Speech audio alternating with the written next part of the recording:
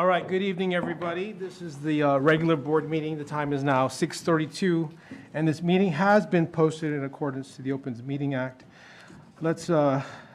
We do have a quorum, 1, 2, 3, 4, and want to take a moment of silence now, if we can, please.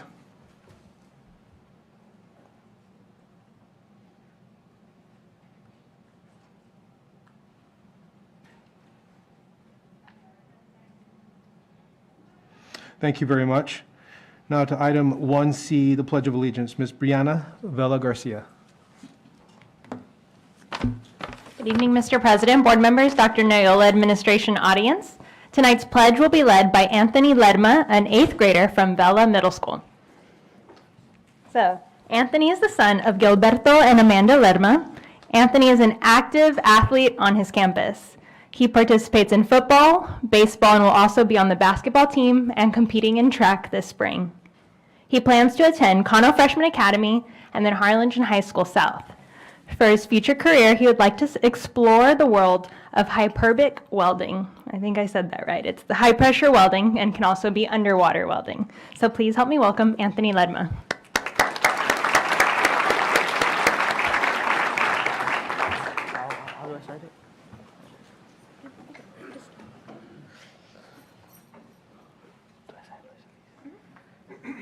I pledge allegiance to the flag of the United States of America and to the republic for which it stands, one nation, under God, indivisible, liberty and justice for all. Thank you. You may be seated. All right, thank you very much. Now on to item number 2, awards and recognition. A, recognition of advanced placement scholars, Dr. Joseph Villarreal. Good evening, Mr. President, board members, Dr. Noyola, and audience. This evening, we'll be recognizing students from Harlingen High School, Harlingen High School South, and Harlingen School of Health Professions that were honored to be named AP Scholars. Mrs. Melissa Parker, Director of Advanced Academics, will lead the recognition.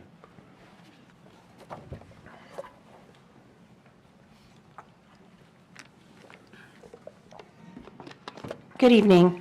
The Advanced Placement Program recognizes high school students who have demonstrated outstanding college-level achievement through their performance on AP exams. The following students have qualified as AP Scholars by earning a score of 3 or higher on 3 or more AP exams. We're going to start with students from Harlingen High School. Please note that there are many students that are still finishing up exams in college, and so they're not here tonight, but we will call their names and recognize them. So Dr. Noyola and Dr. Muniz, if you would come down to honor these students.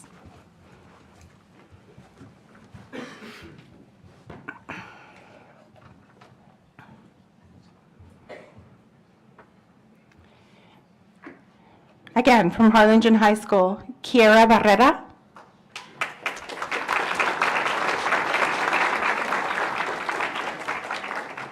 Connor Chavez.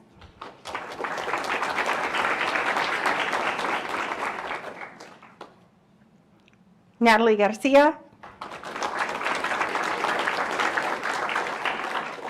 Javier Gonzalez.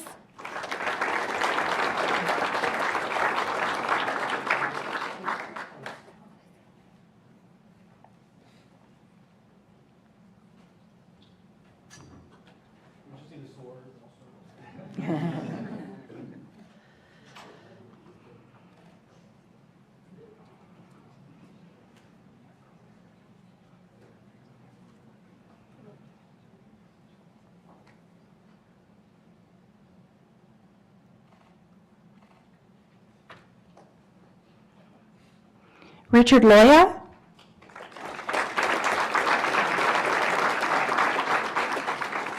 Thomas Lissy.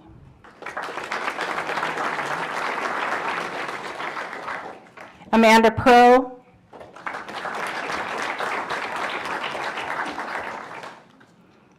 And Carolina Villanueva.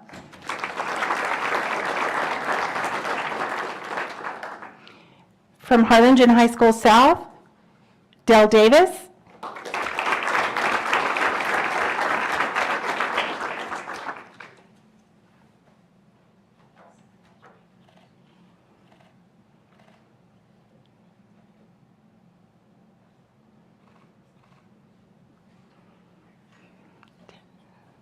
Patricia Garza.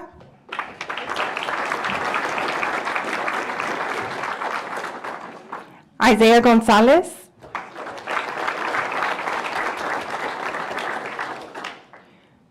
Jorge Gonzalez.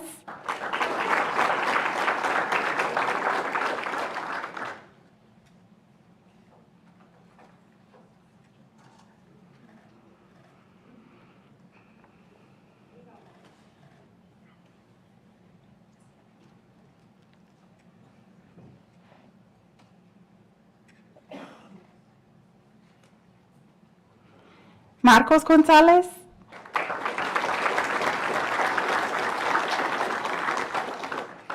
Kimia Gonzalez.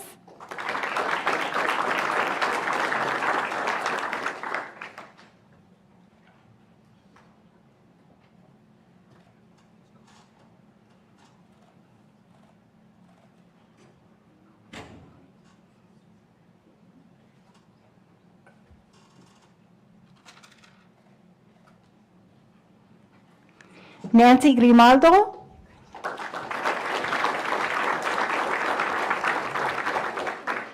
Kendra Hernandez.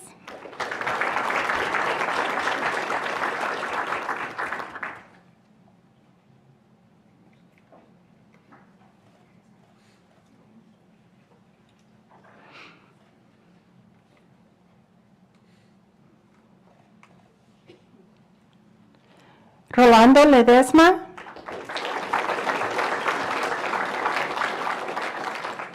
Caitlin Machin. Ryan McMinn. Caden Parrish. Malachi Pena.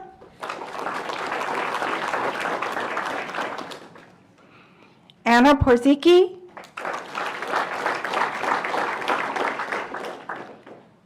Christopher Ringiano.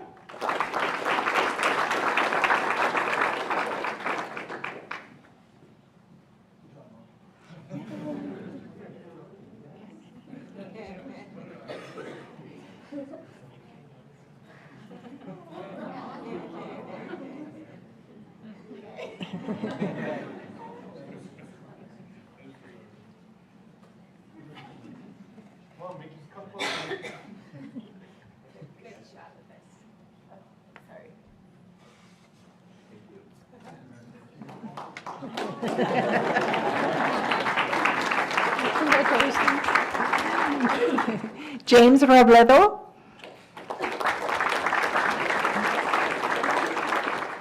Clarissa Rubio. Gabriela Sanchez. Eliana Salcedo. Joshua Trevino.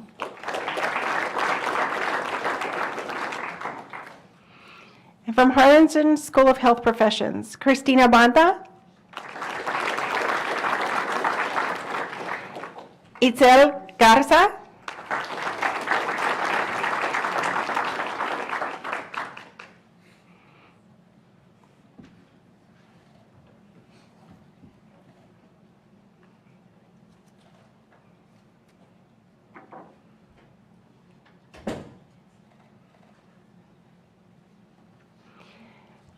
Sophia Peters.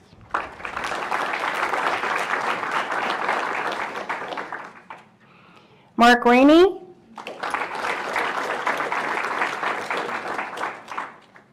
Gabriel Reyes. Jaden Rodriguez.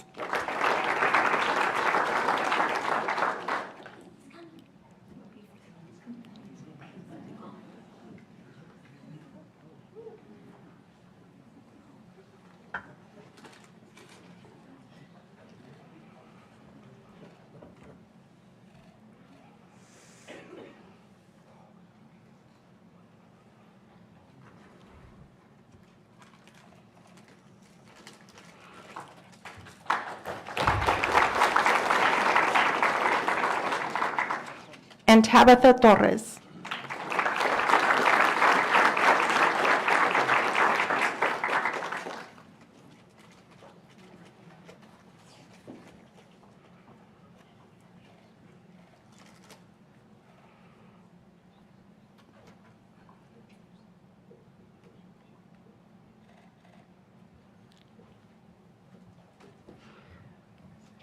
And our AP Scholars with Honor.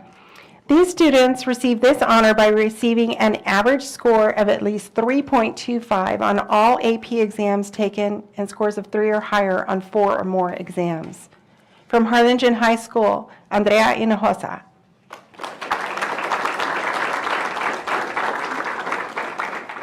Harlingen High School South, Autumn Barrett.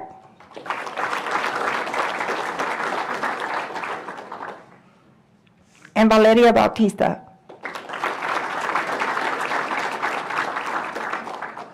The next group are AP Scholars with Distinction.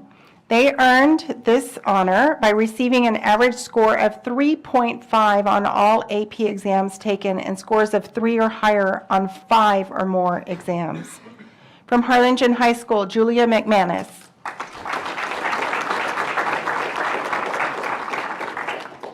Milagros Rodriguez.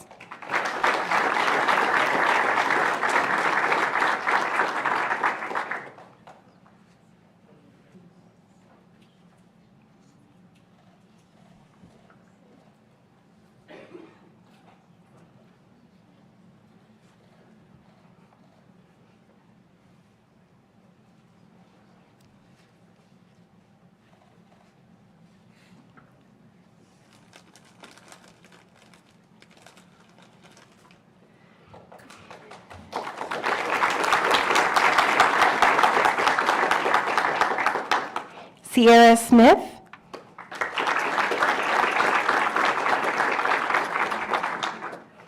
From Harlingen High School South, Kristen Gross.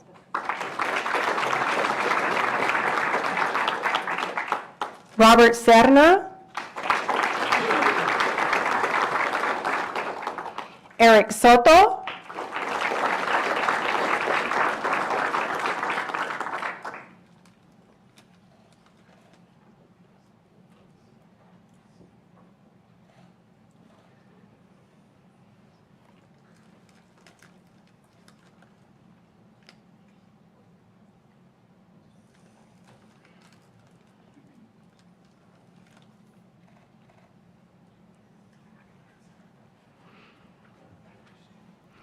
Serenade Trevino.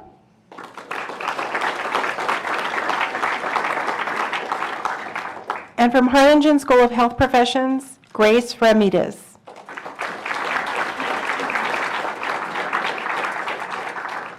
Would the rest of the board members join in for a picture?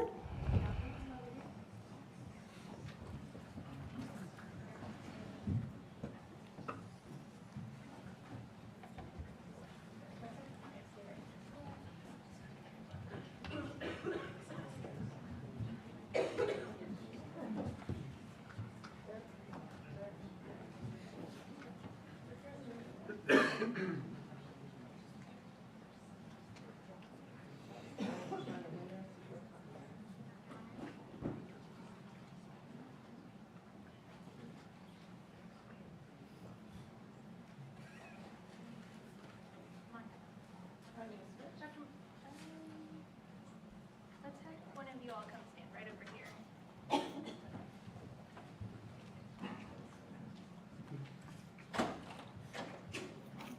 Okay, look right here.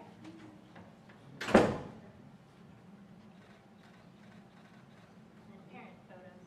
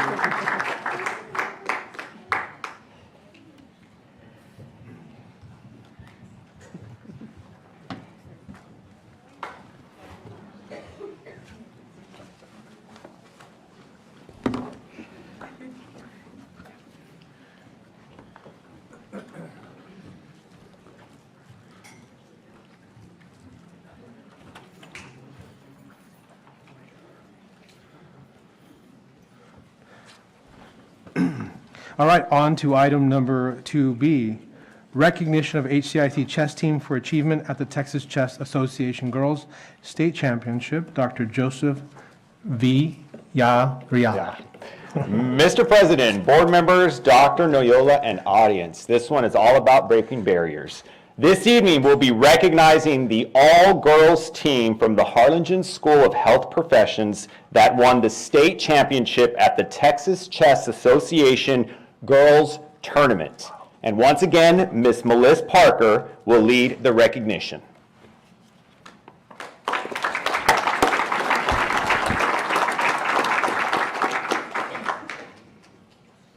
Good evening. I'm so excited to recognize this all-girls team. So from Harlingen School of Health Professions, if Dr. Noyola and Dr. Muniz would come down.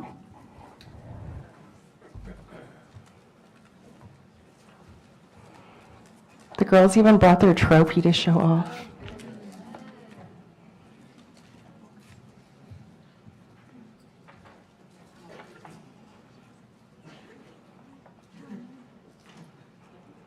So if we can have Alexis Bayo.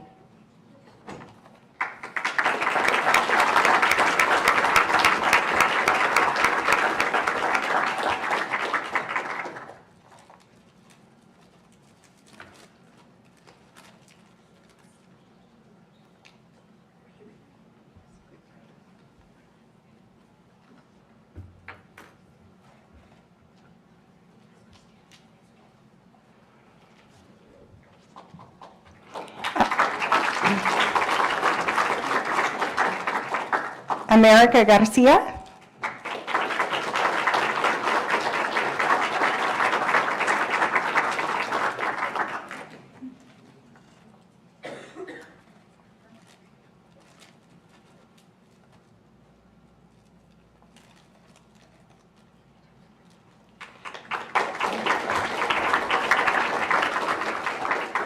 Sarah Hernandez.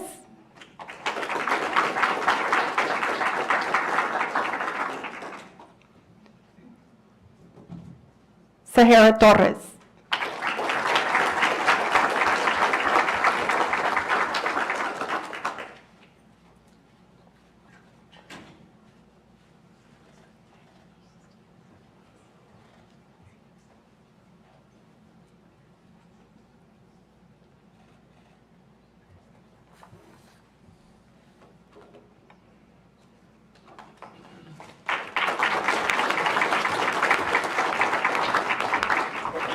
I'd like to invite the rest of the board members to come down for a group picture with the trophy.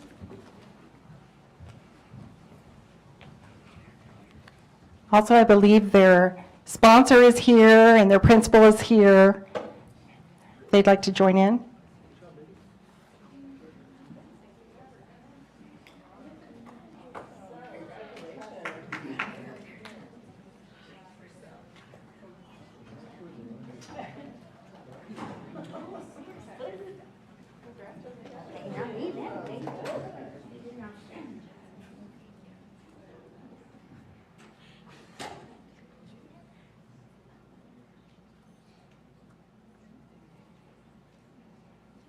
Can you step on to the other side right there?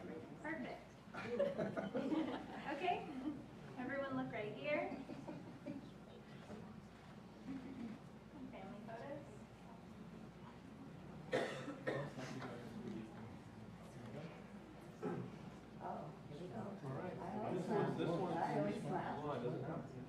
Ready, 1, 2, and 3.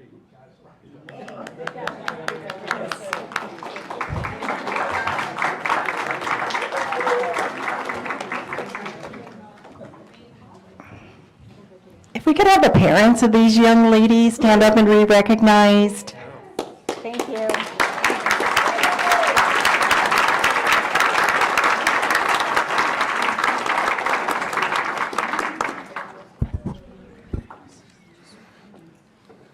Okay, thank you.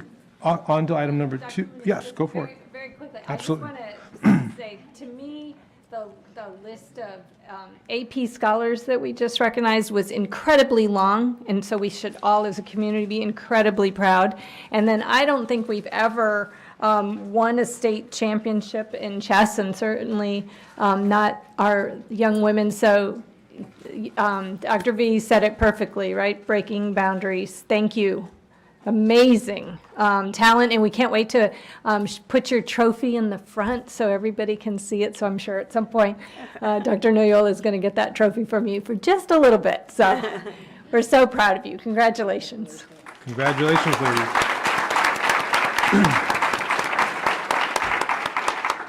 Thank you, ladies. On to 2C, recognition of Harlingen High School Big Red Cardinal Band, UIL, state marching qualification. Ms. Kara Hofflinger.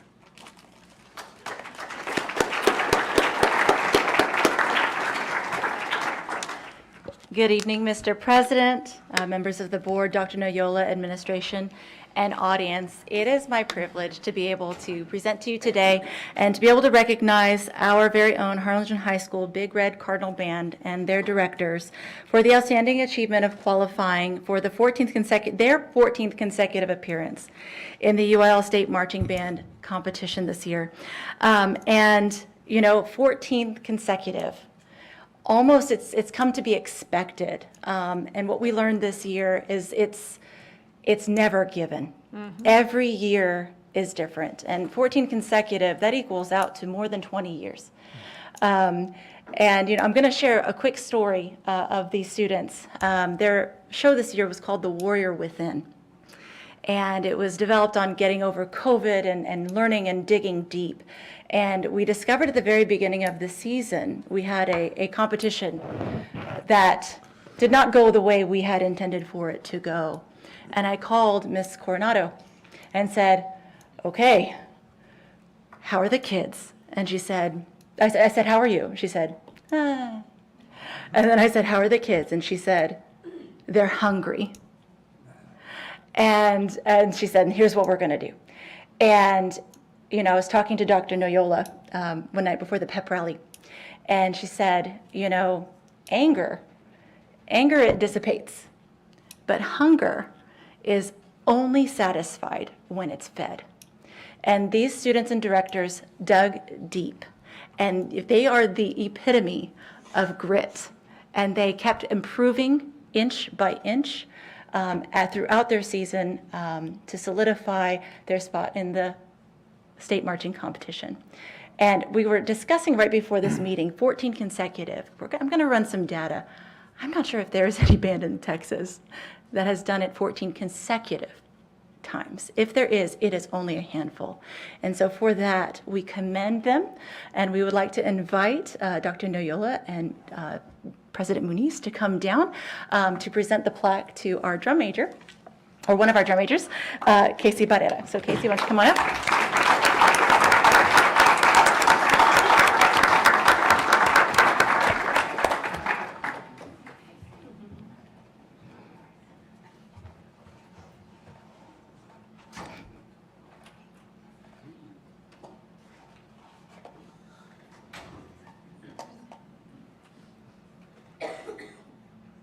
Awesome.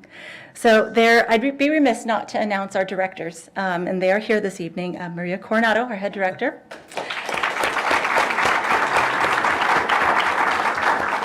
Rob Larios. Yes, absolutely. Rob Larios. Veronica Villegas. Manuel Hernandez. Eugenio Castellanos. Sarah Zamaripas. And Melanie Kulaga. At this time, I'd like to invite the board, our directors, and our student representatives, these are our seniors and section leaders this year representing the band, to come up for a photo. All right.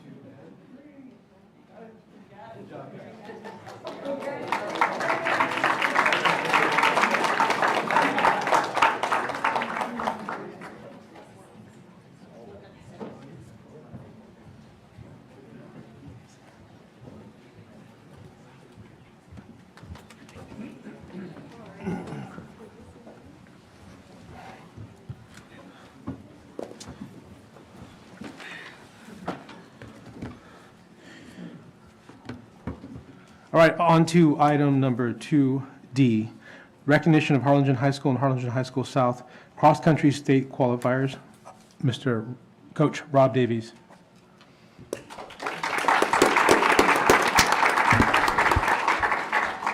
Good evening, Mr. President, members of the board, Dr. Noyola, and audience. Tonight, I'm honored to present our HCISD cross-country state qualifiers. Before I announce the student athletes, I would like to invite Dr. Noyola, Dr. Muniz, and members of the board up front for a group photo.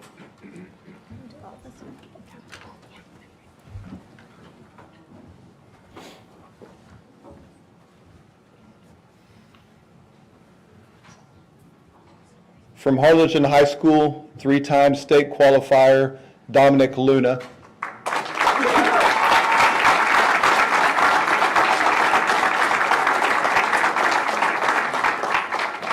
A little bit about Dominic as he's coming forward. Recently, he was named to the Texas High School Coaches Association Super Elite Team for Class 6A. That is the top 7 cross-country runners in 6A boys for the entire state. And that's one of them right there. Awesome job, Dom.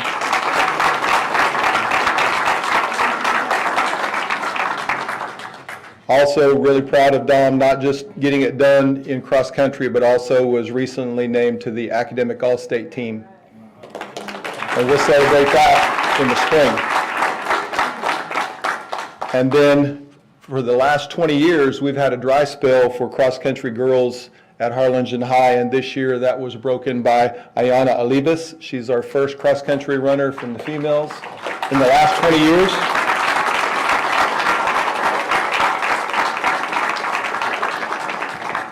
And she also will be recognized in the spring for Academic All-State.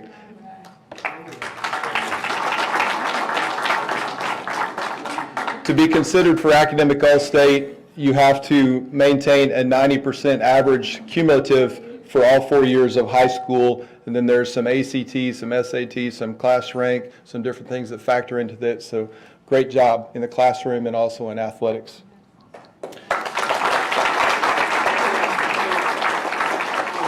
I'd like to bring our coaches up. These athletes were coached this year by Efrain Ambriz, Adair Islas, and Edward Ramos.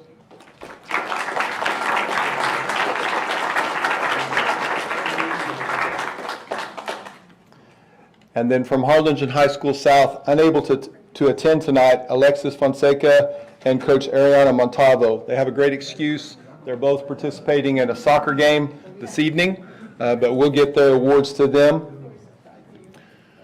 I wanted to take the opportunity to recognize our coaches. Also, we're going to do this again formally in January, but yesterday we have 4 cross-country coaches, 2 head coaches at HHS and 2 head coaches at South, and 3 of our 4 were recognized as the Region 7 Coach of the Year.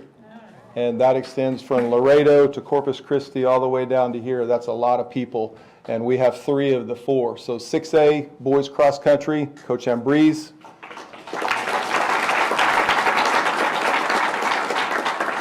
6A girls cross country, Coach Islas. And then first year coach in her very first year, I don't know how she's going to repeat after that, but Coach Montalvo, 5A girls, Region 7 Coach of the Year.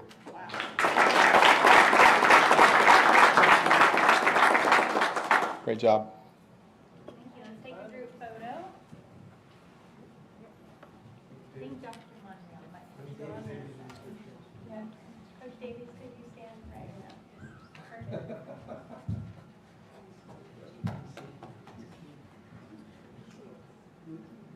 And let's have one of you all step right there, whoever would like to. Perfect. Okay, everyone look here.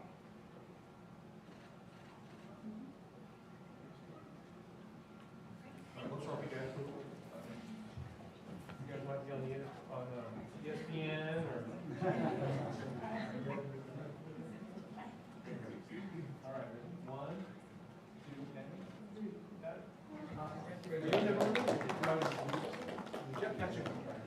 Good job, guys. Thank you, coaches. Great job, athletes.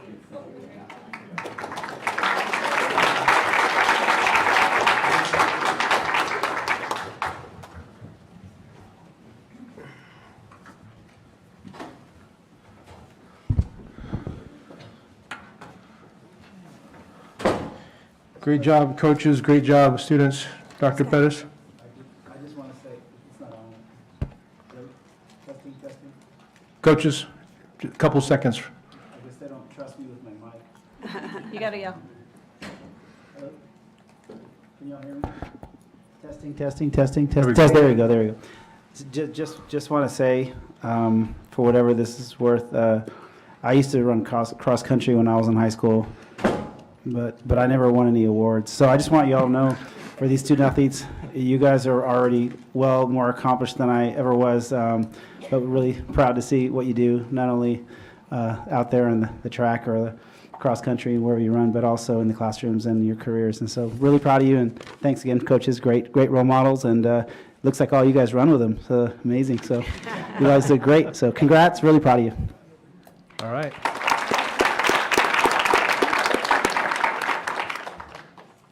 Thank you, gentlemen. Thank you, Dr. Pettis. On to item number 2E, recognition of PTSA Students of the Month for December. Ms. Brianna Vela Garcia. Mr. President, board members, Dr. Noyola, administration, audience, this evening I will be recognizing our December PTSA Students of the Month. Our students proudly represent the PTSAs of Harlingen High School, Harlingen High School South, Harlingen Collegiate High School, and Harlingen School of Health Professions. This video was made by our Media Arts and Communications Academy students, and so we hope everyone in our audience enjoys.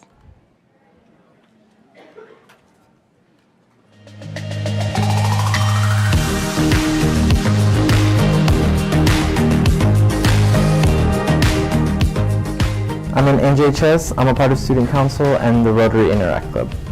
I'm passionate about myself because I'm going to be the first person in my family to attend college, and I'm also passionate because I always push myself to succeed and do great things.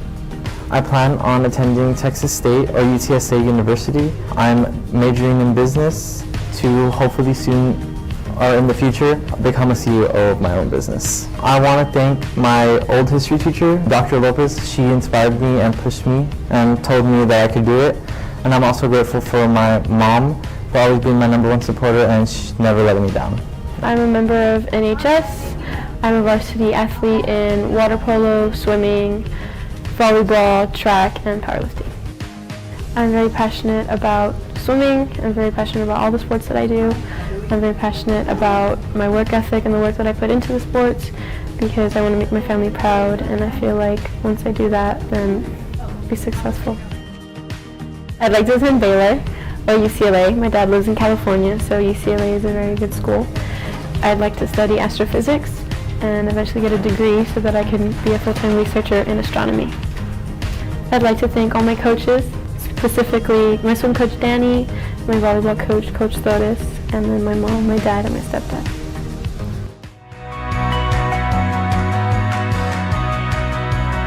I'm an FFA, Student Council, PTSA, and I'm in the Seven Stars drill team, and I'm the lieutenant in there. I've always done band since I was like a little kid, and so when I moved schools, I found out that there was a drill team, so I decided to try out, and I ended up really liking it, so I just kept doing it throughout high school. I'm passionate about going to college and pursuing what I want to do and continuing my education with it. I would like to continue studying animal science at hopefully A&M, but if not, then I'm going to attend Texas Tech. I would like to thank my parents especially and my friends for supporting me, but mainly my parents because they've been a great influence to me throughout as I was growing up and teaching me how to be responsible and all of that. So yeah, I'd like to thank my parents mainly.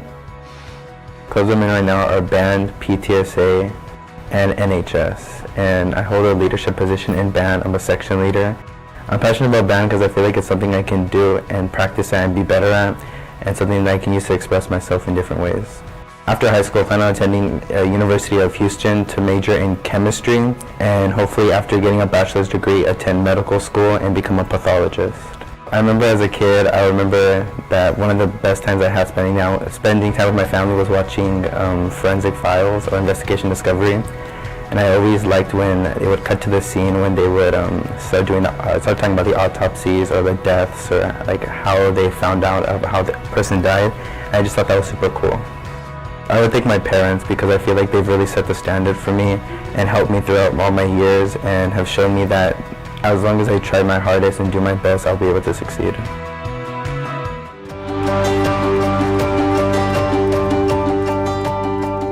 Excluding PTSA, in terms of clubs, I am technically a part of the Spelling Bee Club. I'm an NHS president. I'm a class officer. I'm public relations in that. I am a part of the student council, and that's basically it. It's my last year. It's my senior year, so I decided why not? Enjoy it. Looks better on my resume, and it's fun, even though I'm like never at home anymore. Chemistry or just anything science or math related, they are my true passions. This is why I'm trying to go into anything in the STEM field. The main college I'm looking at right now is Rice University, and there I plan on majoring in chemical engineering. Hopefully that goes well. As a backup, I have Baylor University as well. So I would like to thank obviously my parents for pushing me whenever I felt anything like a little too difficult. Maybe they always were there to tell me you'll do it. You always manage to, and you'll do it now. And I also thank my dog Khaleesi because she's always there for me.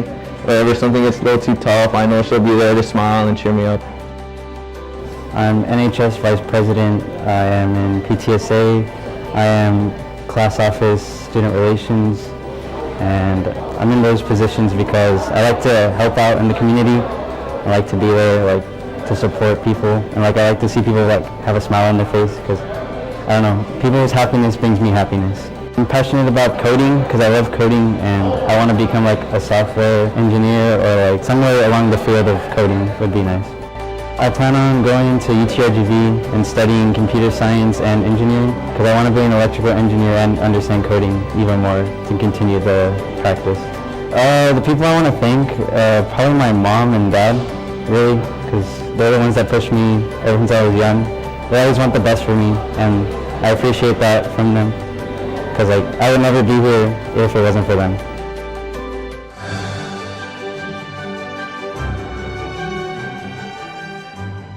I am a captain for South for the varsity tennis team. I am also in student council as secretary and treasurer.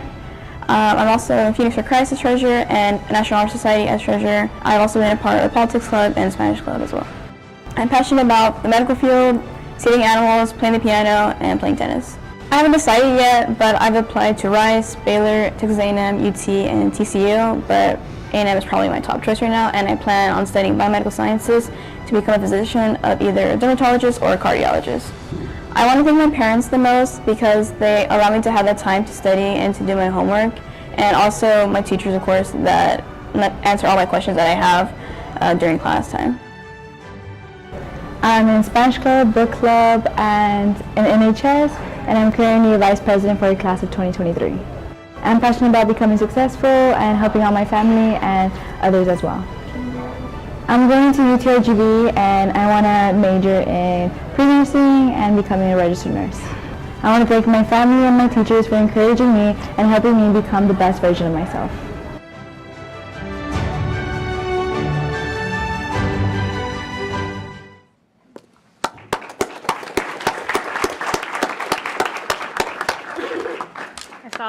A lot of proud family members recording with their cell phones. This video will be on our YouTube page tomorrow, so you can also get it there. But can those family members in our audience stand up to be recognized?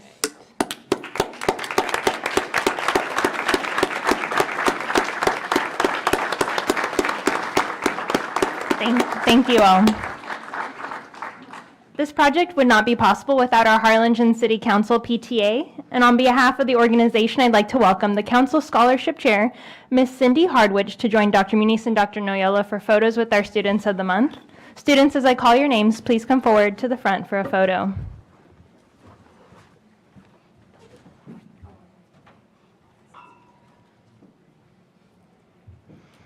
From Harlingen High School, we have Nathan Resendez.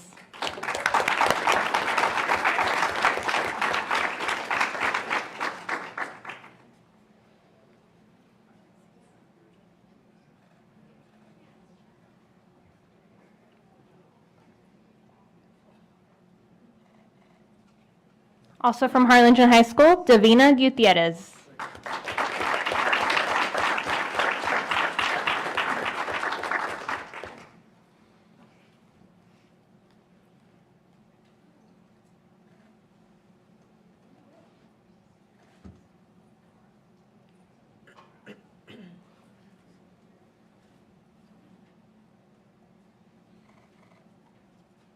From Harlingen High School South, we have Thalia Newman.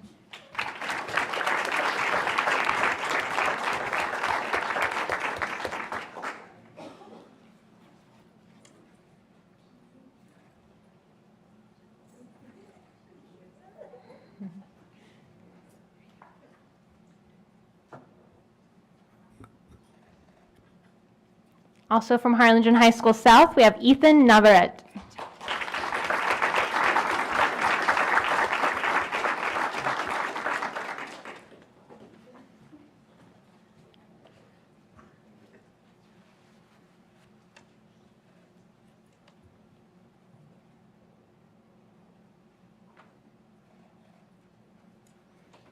From Harlingen Collegiate High School, we have Nathan Martinez.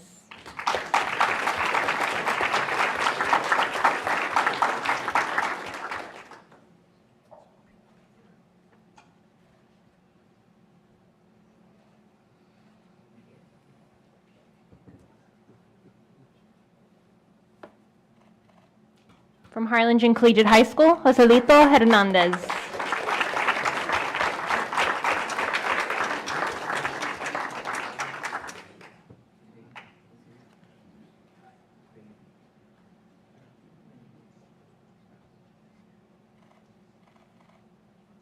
From Harlingen School of Health Professions, Tabitha Torres.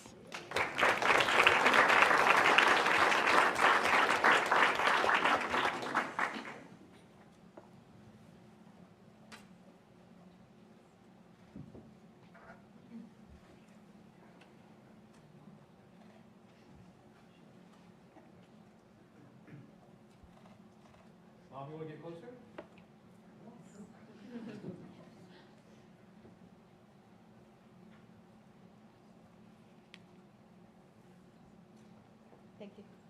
And from Harlingen School of Health Professions, Edith De La Garza.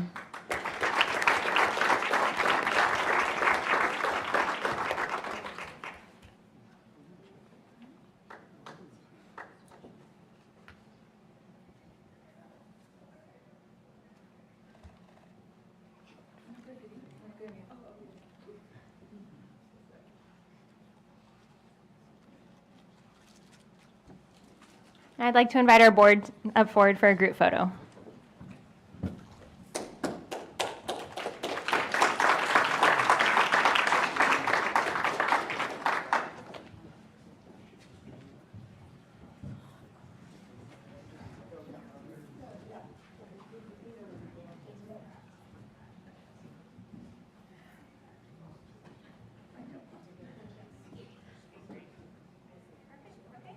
Everyone look here first.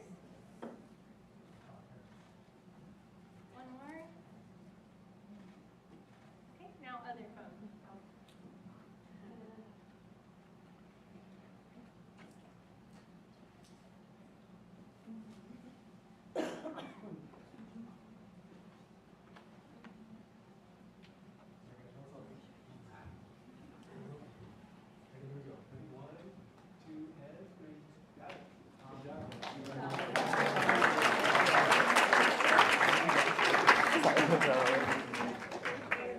Thank you.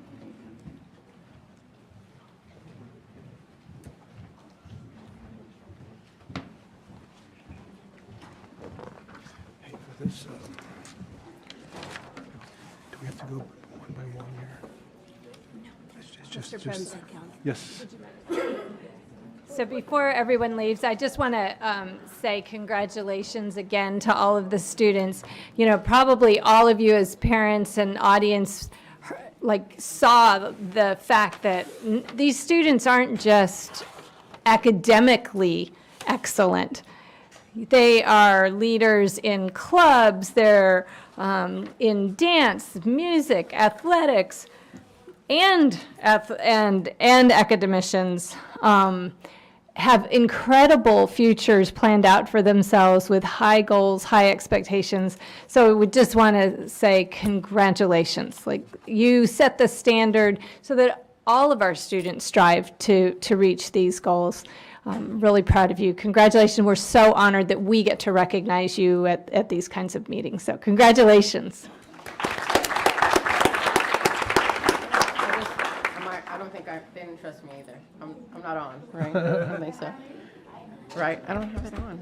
It's not on. Please turn on the microphone. Hello? Now I'm on? I'm on? Yeah, you're on. I just wanted to say one last thing to the group that's walking out. I appreciate you all thanking your parents. I think every single one of you in this group thanked your parents, and I think that's awesome. So I think that says a lot about you, and I think that says a lot about your family. So congratulations to you, and congratulations to your parents. Yeah. That's right. All right, we're moving to item number 3, approval of minutes for the November 8th, 2022 regular board meeting. I move that we approve the minutes as submitted.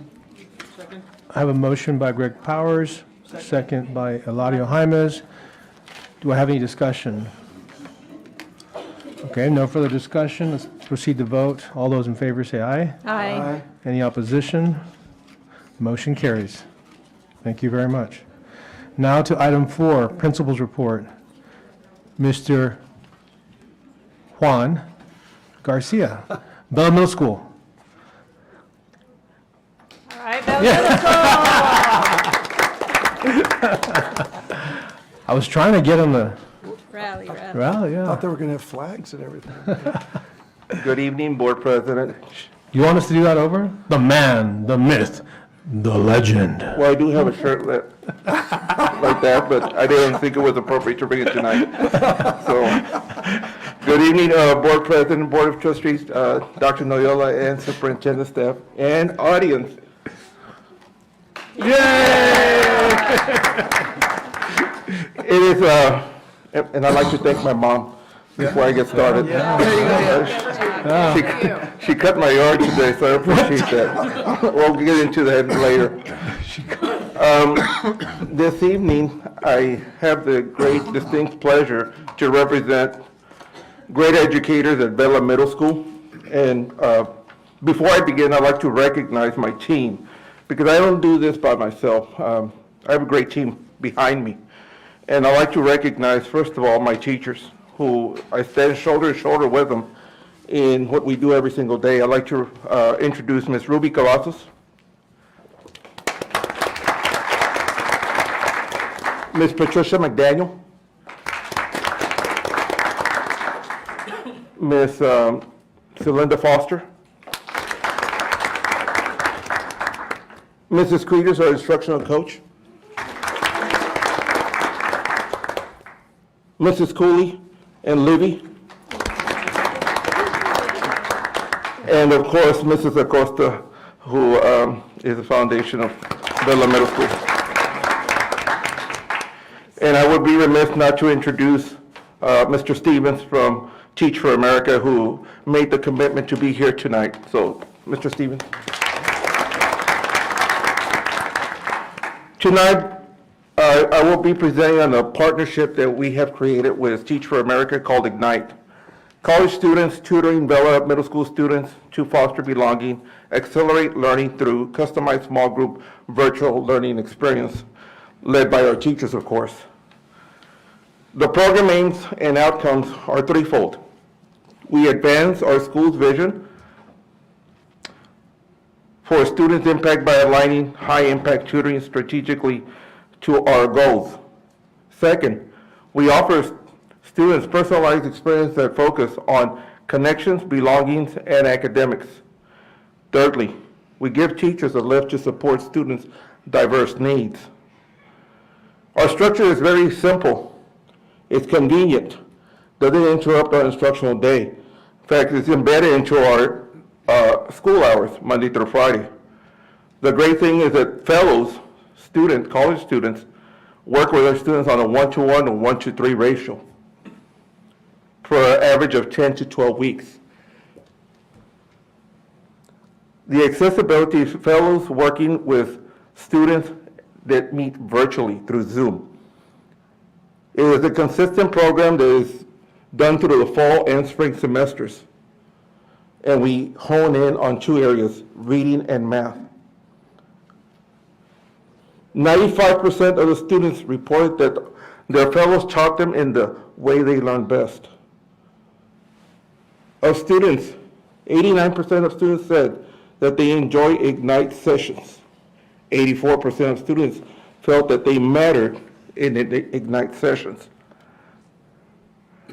One Ignite fellow is quoted by saying, "As future teachers, this program enabled me to develop teaching skills, understand the education landscape, and get excited about being in the classroom."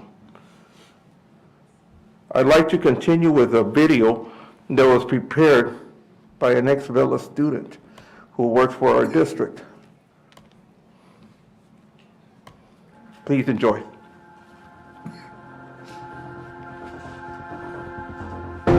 The thing that I'm enjoying most about working here at Vela is working with the people who are here. We are very much a family. Even when I started in the middle of the year, there's always so much support that's offered. And I just love the people that I work with.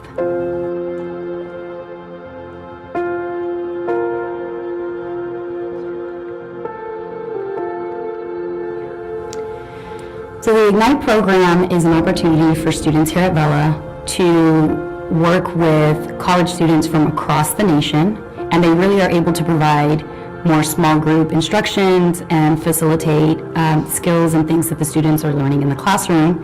And it just provides that opportunity for them that as teachers, we don't always necessarily get whenever we're providing instruction for a larger class. It's actually been really nice to work with the fellows, even if it's over Zoom, getting to know them, and they're from all over the country, getting to know them as individuals, and then having them come into the classroom and listening to those conversations that students are having with their fellows, and hearing some of the students who are quiet in the classroom when it's a bigger class environment really come out and blossom when they're in these one-on-one and small group environments with their fellows. What I like about working with fellows, my fellow, she's really nice, she's kind, she's funny, and she actually gets me to like the Ignite program. Every Monday, Wednesday, and Thursday, I can't wait for ninth period to do it. The thing I like about the Ignite program is that I can learn more and more so that I can get good at math. What I like about my fellow is that she's super nice, she's super kind, and like whenever we get something wrong, like she'll like go back, make sure we understand the question, and like just help us quite a bit. The Ignite program is not just about teaching, it's not just about tutoring. You know, a lot of times they're supposed to come in and they're supposed to talk to the kids and, you know, what's your day like? You know, tell me, they're getting to know each other. There's one particular student who at the beginning of the year was really reluctant to participate. Being a reading teacher, being a middle school reading teacher, a lot of students kind of shy away from reading aloud. This particular student who was paired with another student has really taken the reins and been a leader in starting the conversations or wanting to volunteer to read something off of the screen. So we do see those moments. I love the environment and working with the kids, and I think it's just, I found my purpose as an educator, and so it's my reason for getting up every morning and coming to work and just supporting and mentoring and guiding students and now fellows and working with my team. So I love the environment. I love working here at Vela.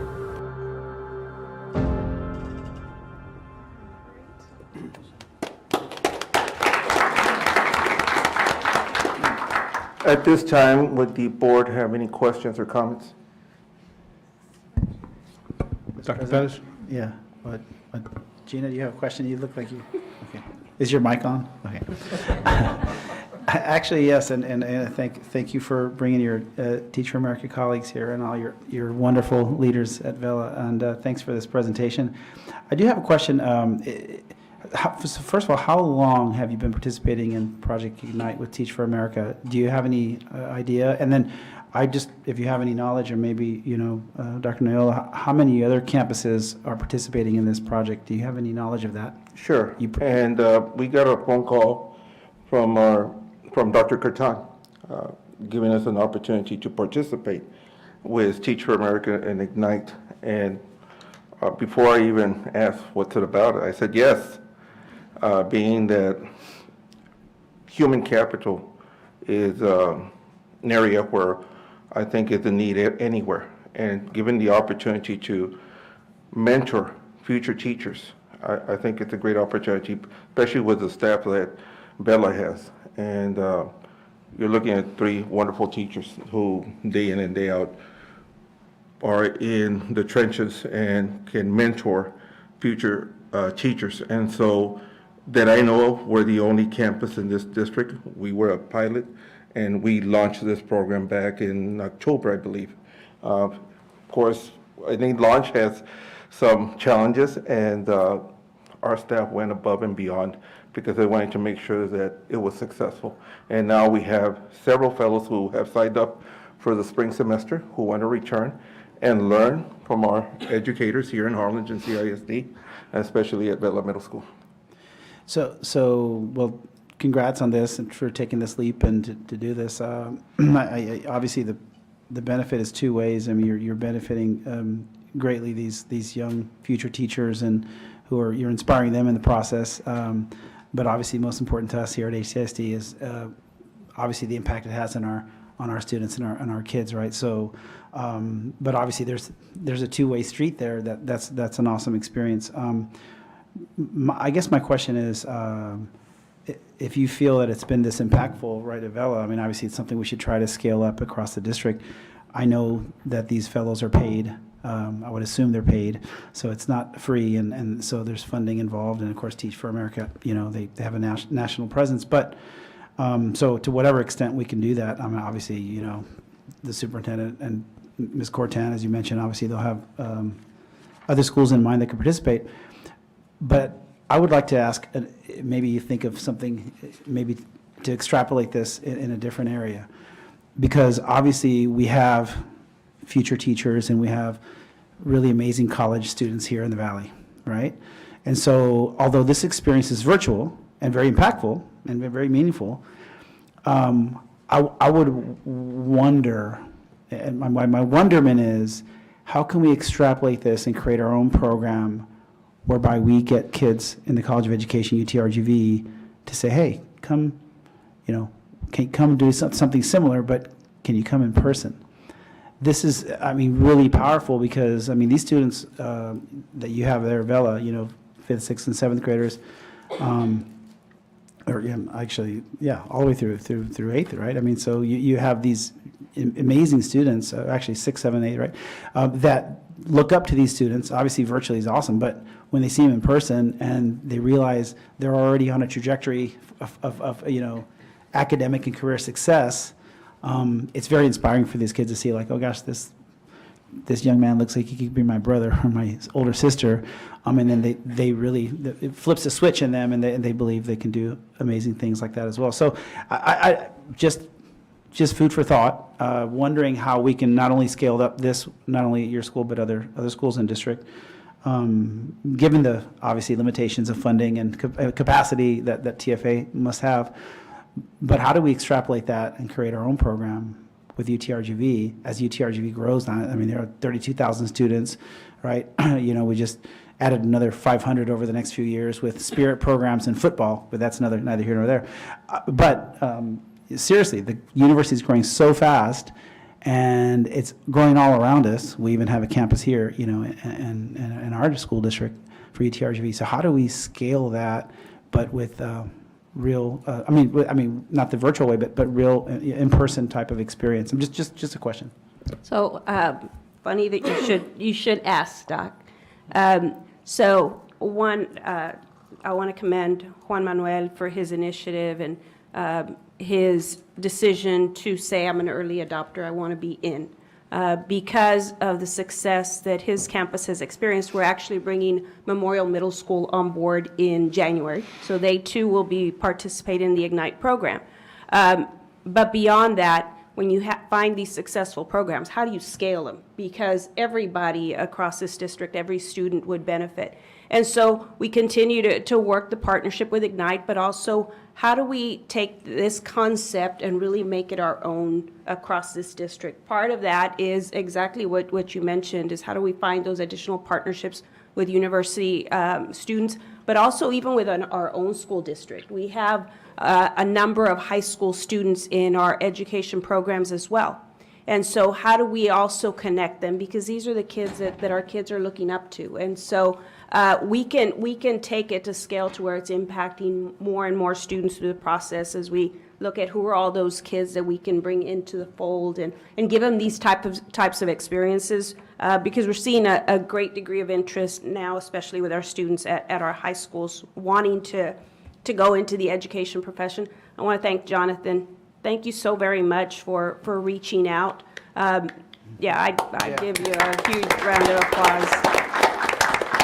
You continue to be a champion for kids and a champion for the profession of teaching. And so thank you so very much for all of your partnership with our school district.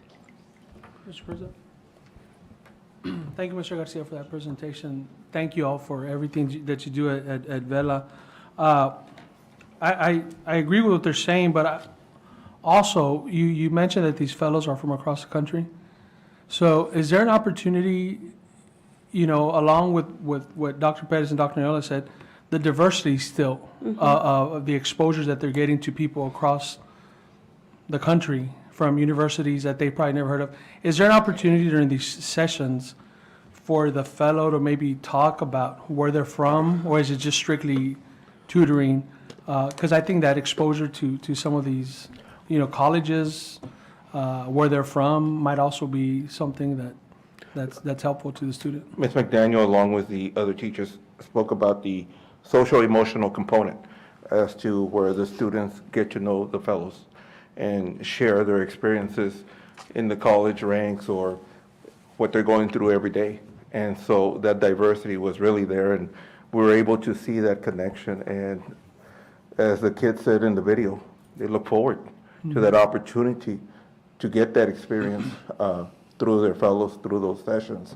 And that was impactful. In Ms. Ruby Cavazos' classroom, I believe 17% of the students in Ignite outperformed her regular advances classes to show that one-to-one interventions works, and the fact that through their mentorship program, guiding the instruction for each child really helped each individual child.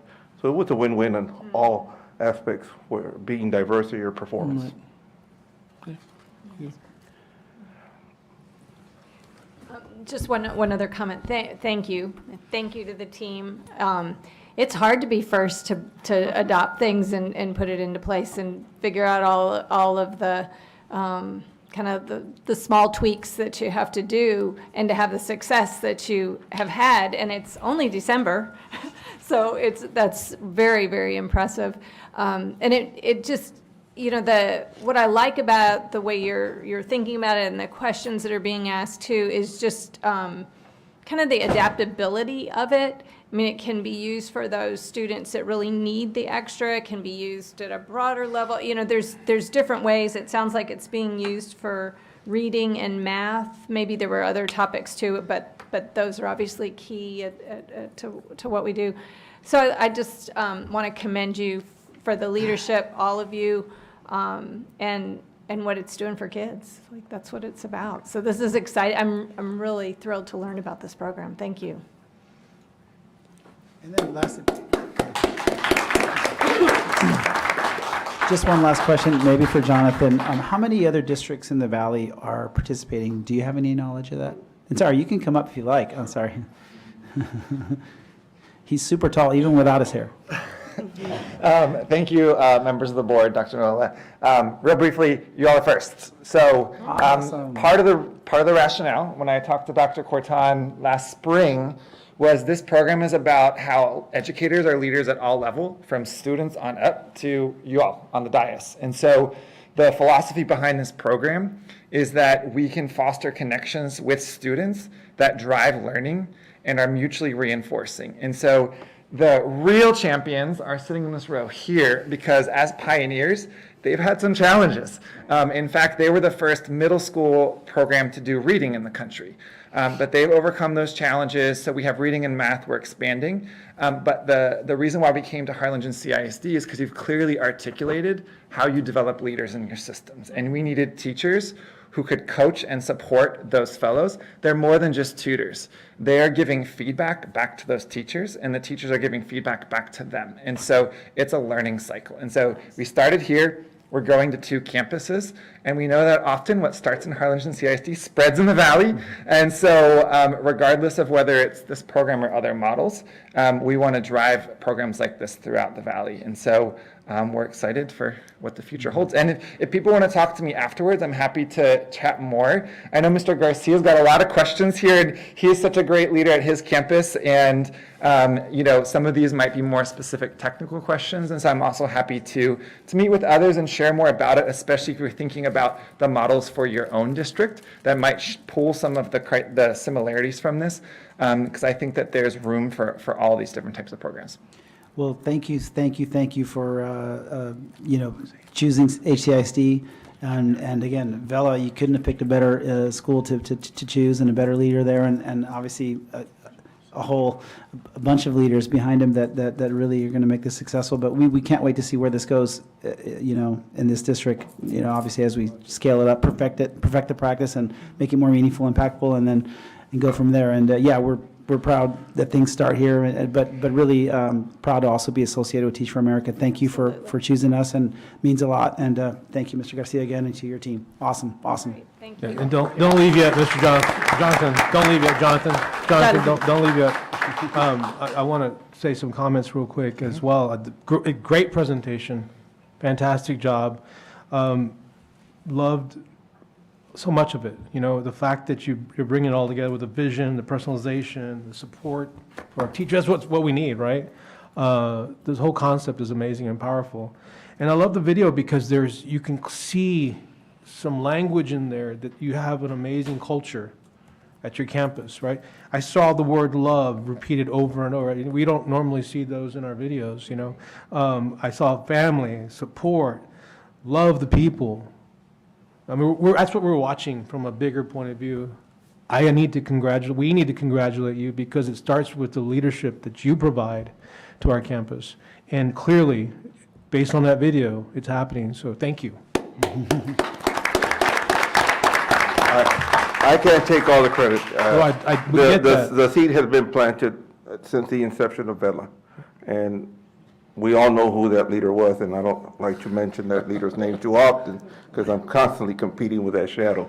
But I can share with you this, that I have been embraced during a time that was very challenging for me to go into a campus and support students and teachers. And I am blessed to be working with a phenomenal team.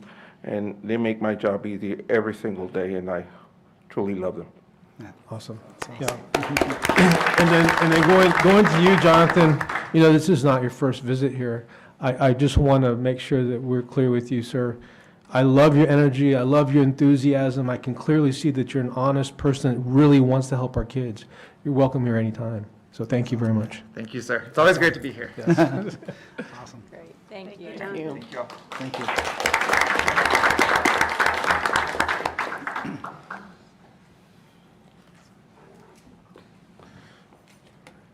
All right, moving to item number 5, approval of the consent calendar.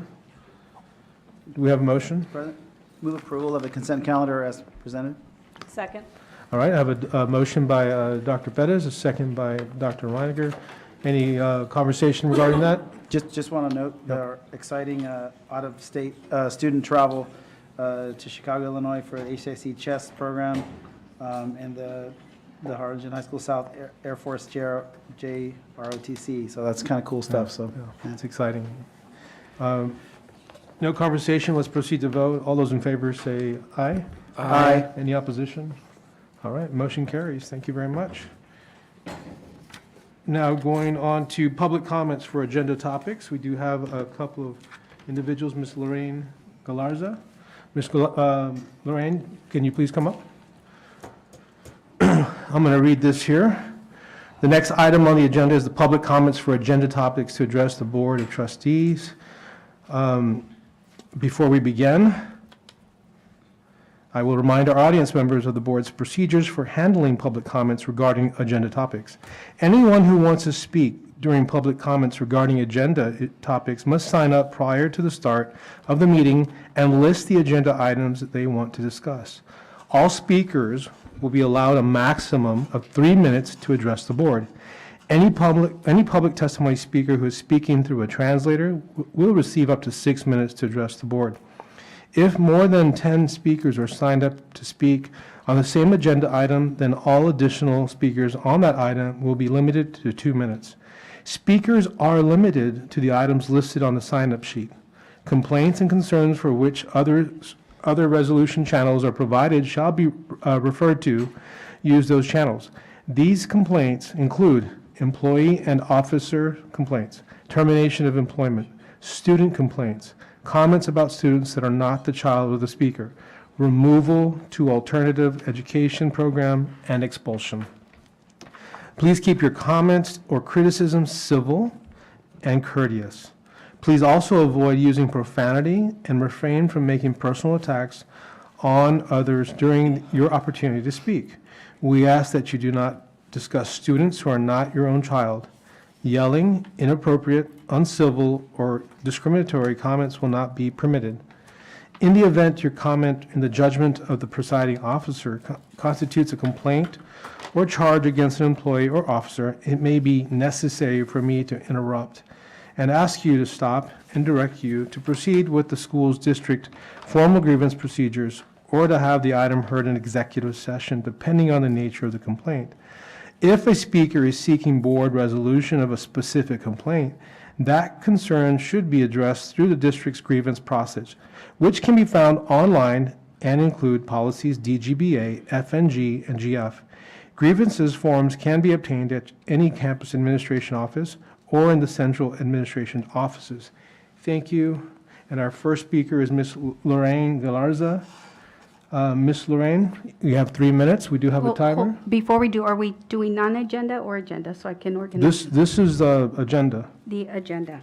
And Ms. Leffner had asked me, I have some information I wanted to submit to you all. Would be okay? Do I have permission before I start to speak so that you know what I am speaking about? So if you can, give that to Ms. Leffner. Okay. And then we'll start. You have a timer?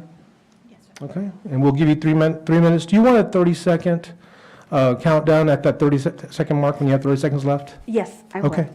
All right, Ms. Galarza, go ahead and proceed. Okay.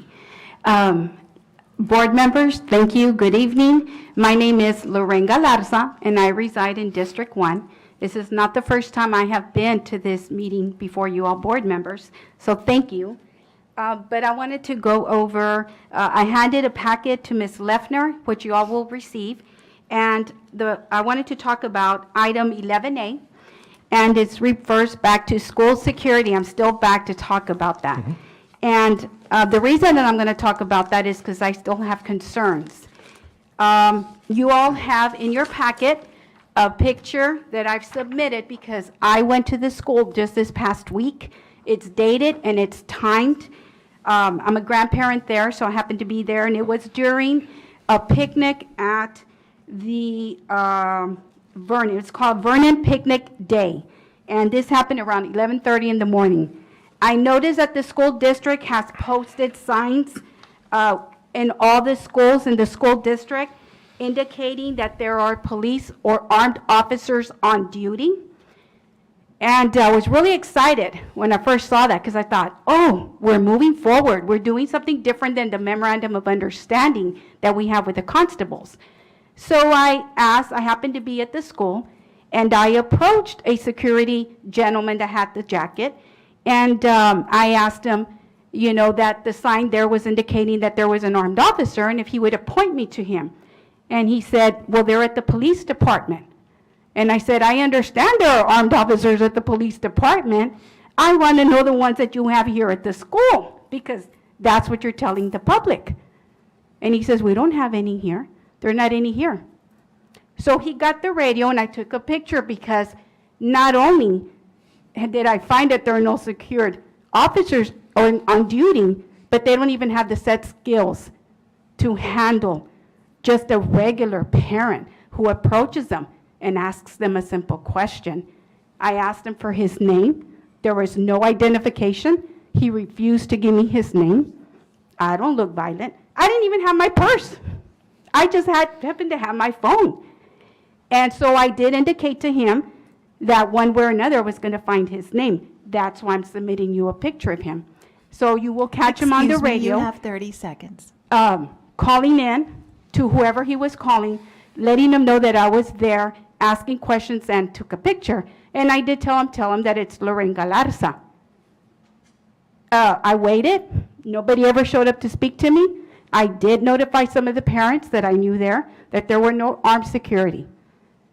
I mean, what are we?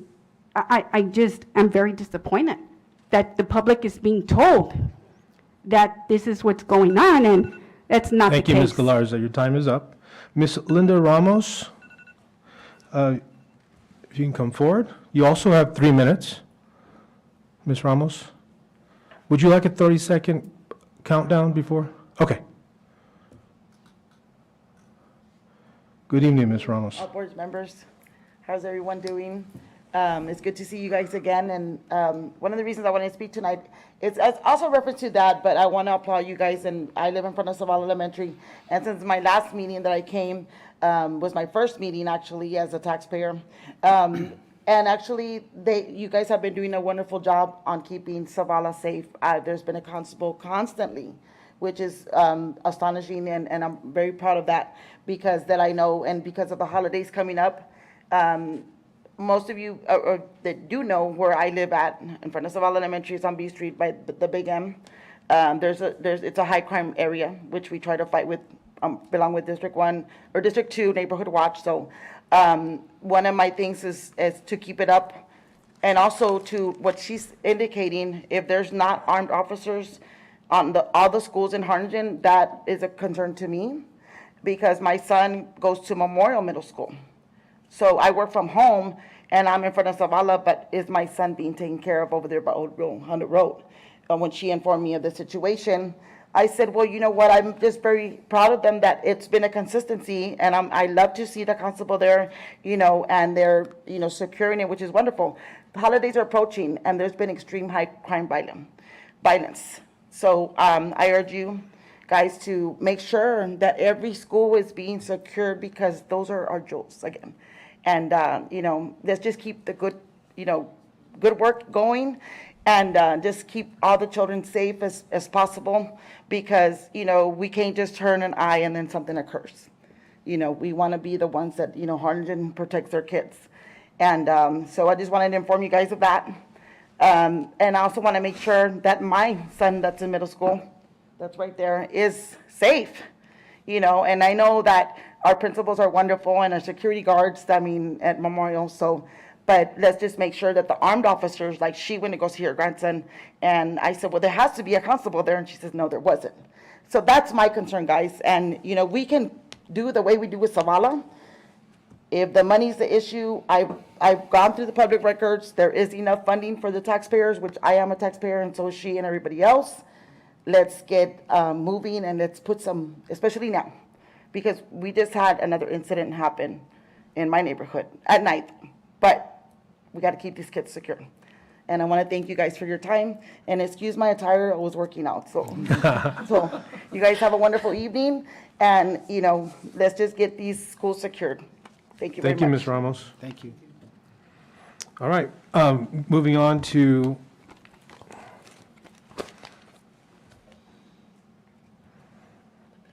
where are we at? Let's see. That was item number 7.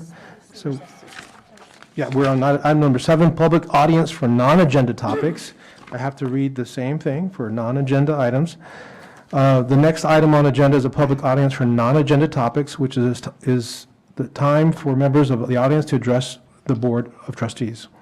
Before we begin, I will remind our audience members of the board's procedures for handling public audience for non-agenda topics. Anyone who wants to speak during public audience for non-agenda topics must sign up prior to the start of the meeting and list the non-agenda subject they wish to discuss. All speakers will be allowed a maximum of 3 minutes to address the board. Any public testimonies, speaker who is speaking through a translator will receive up to 6 minutes to address the board. If a group of people want to be heard on the same topic, the board asks that they designate a spokesperson to avoid needless repetition. The board shall allot no more than 30 minutes for speakers on items not on tonight's agenda. Please keep your comments or criticism civil and courteous. Please also avoid using profanity and refrain from making personal attacks on others during your opportunity to speak. We ask that you not discuss students who are not your own child. Yelling, inappropriate, uncivil, or discriminatory comments will not be permitted. In the event your comment, in the judgment of the presiding officer, constitutes a complaint or charge against an employee or officer, it may be necessary for me to interrupt and ask you to stop and direct you to proceed with the school district's formal grievance procedures, or to have the item heard in executive session, depending on the nature of the complaint. If a speaker is seeking board resolution of a specific complaint, that concern should be addressed through the district's grievance process, which can be found online and include policies DGBA, FNG, GF. Grievances forms can be obtained at any campus administration office or in the central administration offices. Thank you. And our first speaker is Ms. Lorraine Galarza.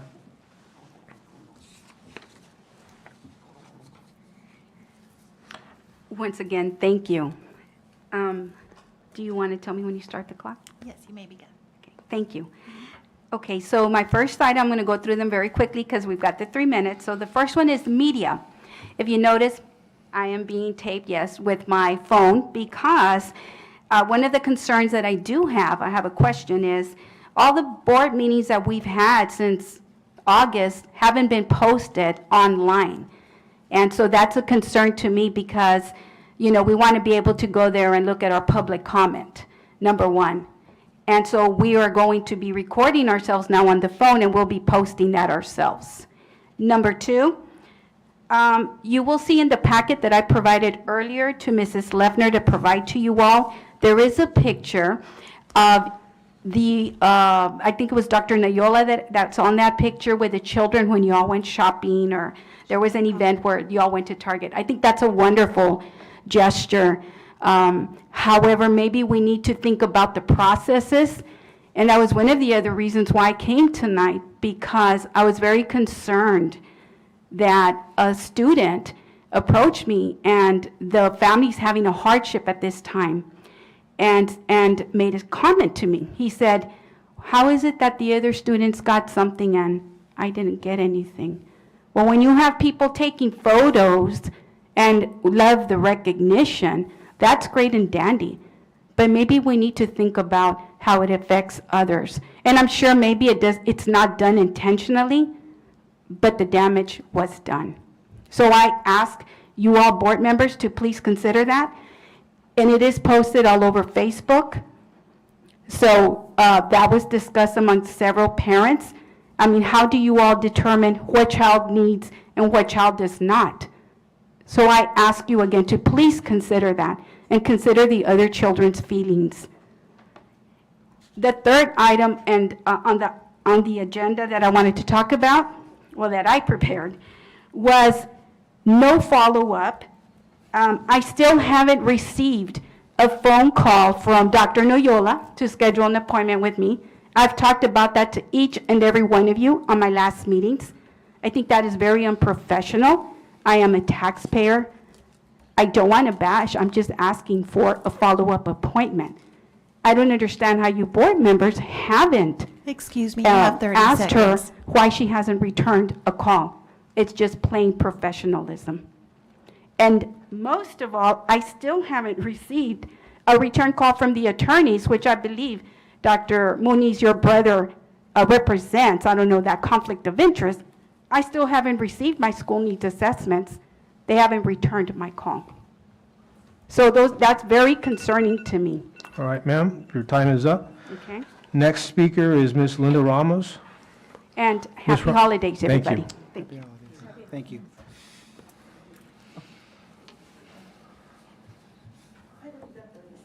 Okay, Ms. Ramos. I'm glad you worked out before. You're like super happy. Well, I was already gonna start because I had to go for work, and she's like, "Are you gonna come?" And it's like, "I guess put me on there." But that was another concern, is that of the children that are, and it's a wonderful thing. I know the police department does it as well, and we're also doing an event that one of the students, Victoria, that she passed away last year. She had just graduated, so she's part of my family, and we do a toy drive for 10 years in our neighborhood.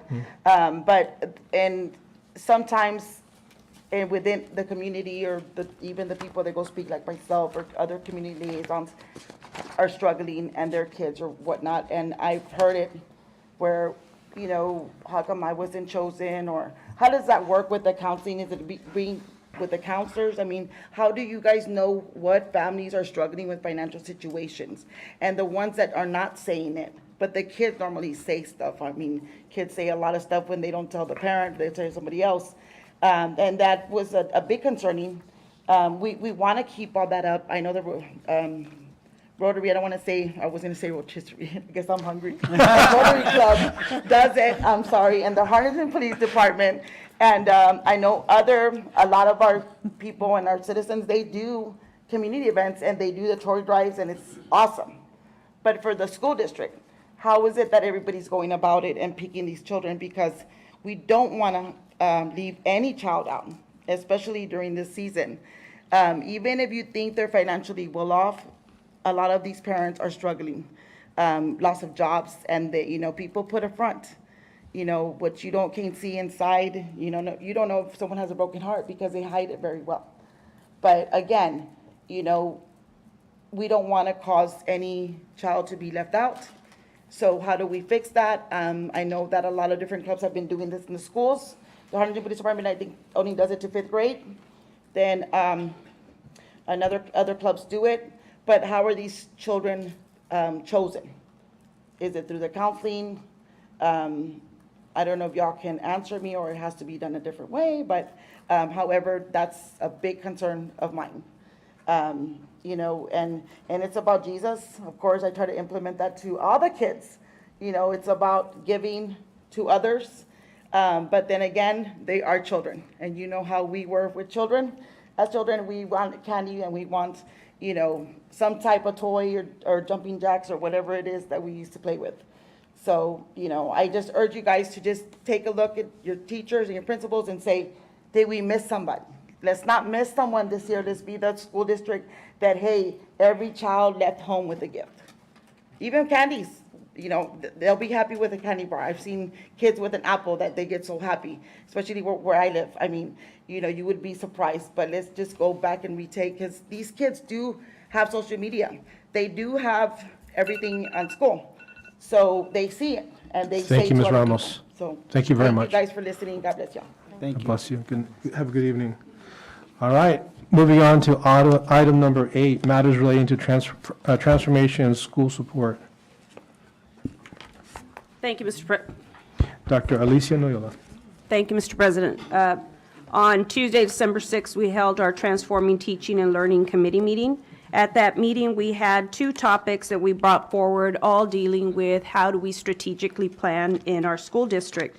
And so at that meeting, Dr. Corton presented an update on day 3 of strategic planning. As you all know, it is not a quick process, and it's not designed to be. It's really designed to get us to that planning phase and what will we be doing over the next 5 to 7 years. And so the committee has been hard at work. And so we had day 3, and we came back and shared with the board where we are with the goals. We had previously discussed and taken some feedback, and so that came back on day 3. And so I'm super excited at where these goals are now, but it is a process. And so we still have a few more days of work. We have day 4 that's scheduled for January 26th. Then we'll have a Team of 8 workshop on February 7th, just to kind of wrap up all the feedback, with the goal that on February 14th, we will bring the final strategic plan to the board for adoption. And so we'll continue to work on some of that feedback, bring in the committee. One of the things that we want to make sure is that the goals and work that we do is broad enough so that it can really stand the test of time, so that we can really utilize those goals to drive our work during the next few years. And then along those lines, as we talk about strategic planning, we also have to talk about financial planning and what does that look like. And so we were fortunate enough to have a topic titled Financial Strategic Planning. We had our financial advisors, Miguel de los Santos and Bobby Villarreal from Estrada Hinojosa.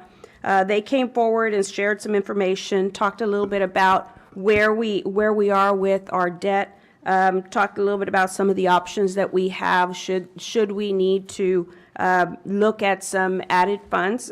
Fortunately, because of our TRE and other strategic moves that have been made, we're not at a point where we need to be looking at a bond, but certainly knowing what are all of our options as we move forward. I want to thank Julio Cavazos and the financial advisors for that presentation, two really great topics. Dr. Belinda Reiniger chaired that particular meeting, and so I'll turn it over to her for any additional comments she may have. Thank you, Dr. Nayola. Just a few comments for the board to hear that the strategic planning process continues to have tremendous community input and enthusiasm from all the participants, from community members who are part of it, from staff and leaders within the district as well. It's really clear how much community support there is for the district and for, kind of the next steps, the hopes and dreams of the community for our kids and for the district. So I think that just is tremendous. I do think that the goals that have been aligned and then the specific actions that we need to see, I think that's the right word. Now I can't even say specific results. Outlining that, I think you're going to be really impressed. I know that we've all been given the opportunity to look at that and give additional feedback. So anyway, the process is really working and very community-minded. The numbers are well over 6,000 people have been involved in giving input. The financial planning piece of the meeting, as you might imagine, we are in just tremendous shape. Mr. Cavazos's leadership and the whole team has, led us through this work, and then it was confirmed by these outside advisors. And so, we see that our debt is decreasing, that we have, a very nice base that, more than what we, even have to have, so that puts us in an excellent position. And so then it gives us, ultimately what I took away from it is it gives us the opportunity with seeing our debt decreasing, the strength, the wisdom of putting in a TRE, we have options. Like as we're going forward, we're not in a place of crisis or rush. We're in a place where we're going to have strategic planning giving us opportunities, and we have the financial resources to make wise decisions. So we're in a great place. That's my takeaway. Mr. President, could Yes, I just, absolutely. first of all, Dr. Reiniger, excellent summary. Just a couple of questions that I have, and actually that came up during the meeting that I just want to make sure that the board I know wants follow-up on. The first part was, as you alluded, excellent, the way the strategic planning is going. It's amazing. I think there was an opportunity with our recent graduates, and I'll let you all define recent graduates however you want. It could be 5 years or 7 years, or you could ask Bobby Muniz if you like. No, I'm just kidding. But I do feel that there's an opportunity and there's time to give them a look at the goals and specific results and say, what do you think? Are we missing something? Do you have any ideas? I do feel that we get some added value there, whatever, or validation and assurance. That's fine too. I mean, but I think if I remember, there was only, maybe less than 10 students, recent graduates that they were able to get a hold of, and I think we can do better than that. So that's number one. I think that would be pretty impactful. Secondly, on the other presentation, there was a follow-up. At least I had one question, and I don't know if it came through or not, but I'll ask it again. I would love, because that was first of all, thank you, Julio, thank you for doing that. that was awesome, and I think we should probably do that. I mean, I would almost say yearly, to be honest with you. I mean, it's that important. But I would ask, because it wasn't clear in the presentation, and maybe I just missed it, you know, our debt as compared to our budget and as compared to the value of all of our assets in the district, I would love to know that ratio, sort of as a debt as a function of budget and debt as a function of assets. And then how do we compare to similar sized districts around the state and country? I would love to see that. So thank you for again for bringing them forward. Yeah, so we're working on some type of analysis, Dr. Perez, and we'll try to get you something hopefully soon. Thank you. All right. Any other comments? On to item number 9, matters related to business services. A, consideration and award of architectural services, RFQ number ARC S0922, Julio Cavazos. Yeah. Thank you, Dr. Muniz, Dr. Neola, board members. Agenda item 9A is consideration and award of architect services. We solicited a request for qualifications for architect services late September. We did receive 9 proposals. Our ranking committee met several times and reviewed the proposals. We are recommending the top 5 rank architects to work with. As projects arise, Mr. Tapia will assign the projects to one of these firms. We had not solicited proposals since 2015, and we wanted to bring these professional services into our 5-year RFQ cycle for professional services. We did discuss this at the facility committee meeting last week. So the top 5 architect firms are Megamorphosis, they are at Harlingen, Wright Ogden Figueroa, you know, they have an office in Harlingen. Janak and Architects, they also have an office in Harlingen, McAllen, and Corpus. Milnet Architectural, they're from McAllen, and the Warren Group, they're from McAllen as well. So we wanted to have a selection of 5 firms that Mr. Tapia can work with and choose one of these firms as we go into any projects that we come up here in the next 5 years. And we don't have any significant projects, so we're comfortable with these firms. All right, do I have a motion? Move approval as presented. Second. All right, I have a motion by Dr. Pettis, second by Dr. Reiniger. Any discussion? There's no discussion, let's continue to vote. All those in favor say aye. Aye. Any nays? All right, motion carries. Item 9B, consideration for approval for U.S. Bank global organizations to utilize their credit card payment options to earn rebates to the 8 CIC district. Julio Cavazos. Yeah. So thank you, Dr. Muniz and Dr. Neola, board members. So agenda item 9B is consideration and approval utilizing U.S. Bank credit card payment options in order to earn cash rebates for the district. So we're always trying to see how we can generate some funds. And so, you know, we've been talking to U.S. Bank for a while.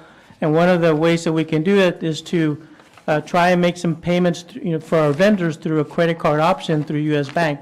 And there's a rebate that we can generate if we do that. So not all vendors participate, but U.S. Bank will help us set up the vendors that do participate.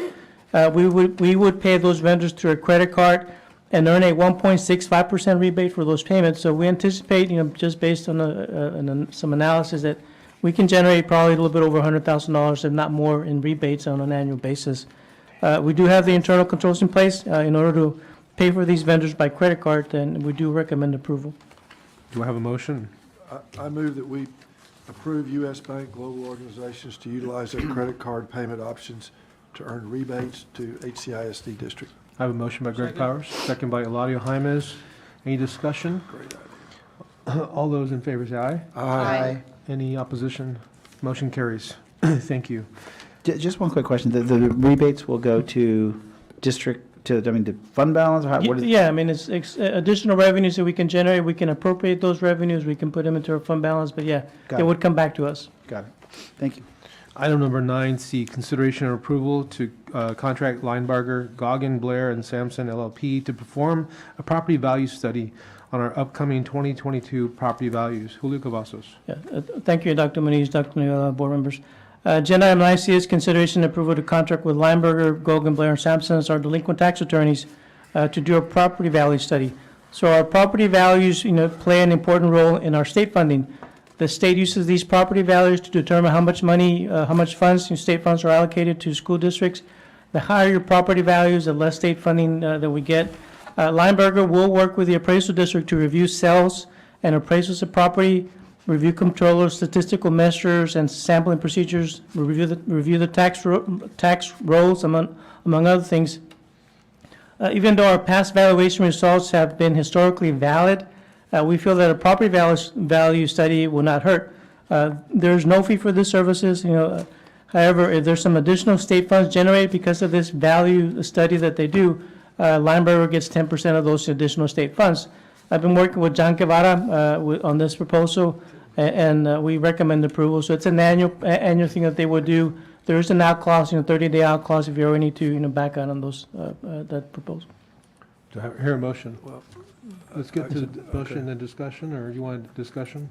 Well, that's fine. Make a motion. I do have some questions. Okay. I'll move approval to approve the contract with Lineberger, Goggin, Blair, and Sampson to perform a property value study on our upcoming 2022 property values. Second? Anybody? Second. All right, so Dr. Reineger's first, Eladio Jaime's second. Any discussion? I have a couple of questions. I'm not sure I understand, Julio.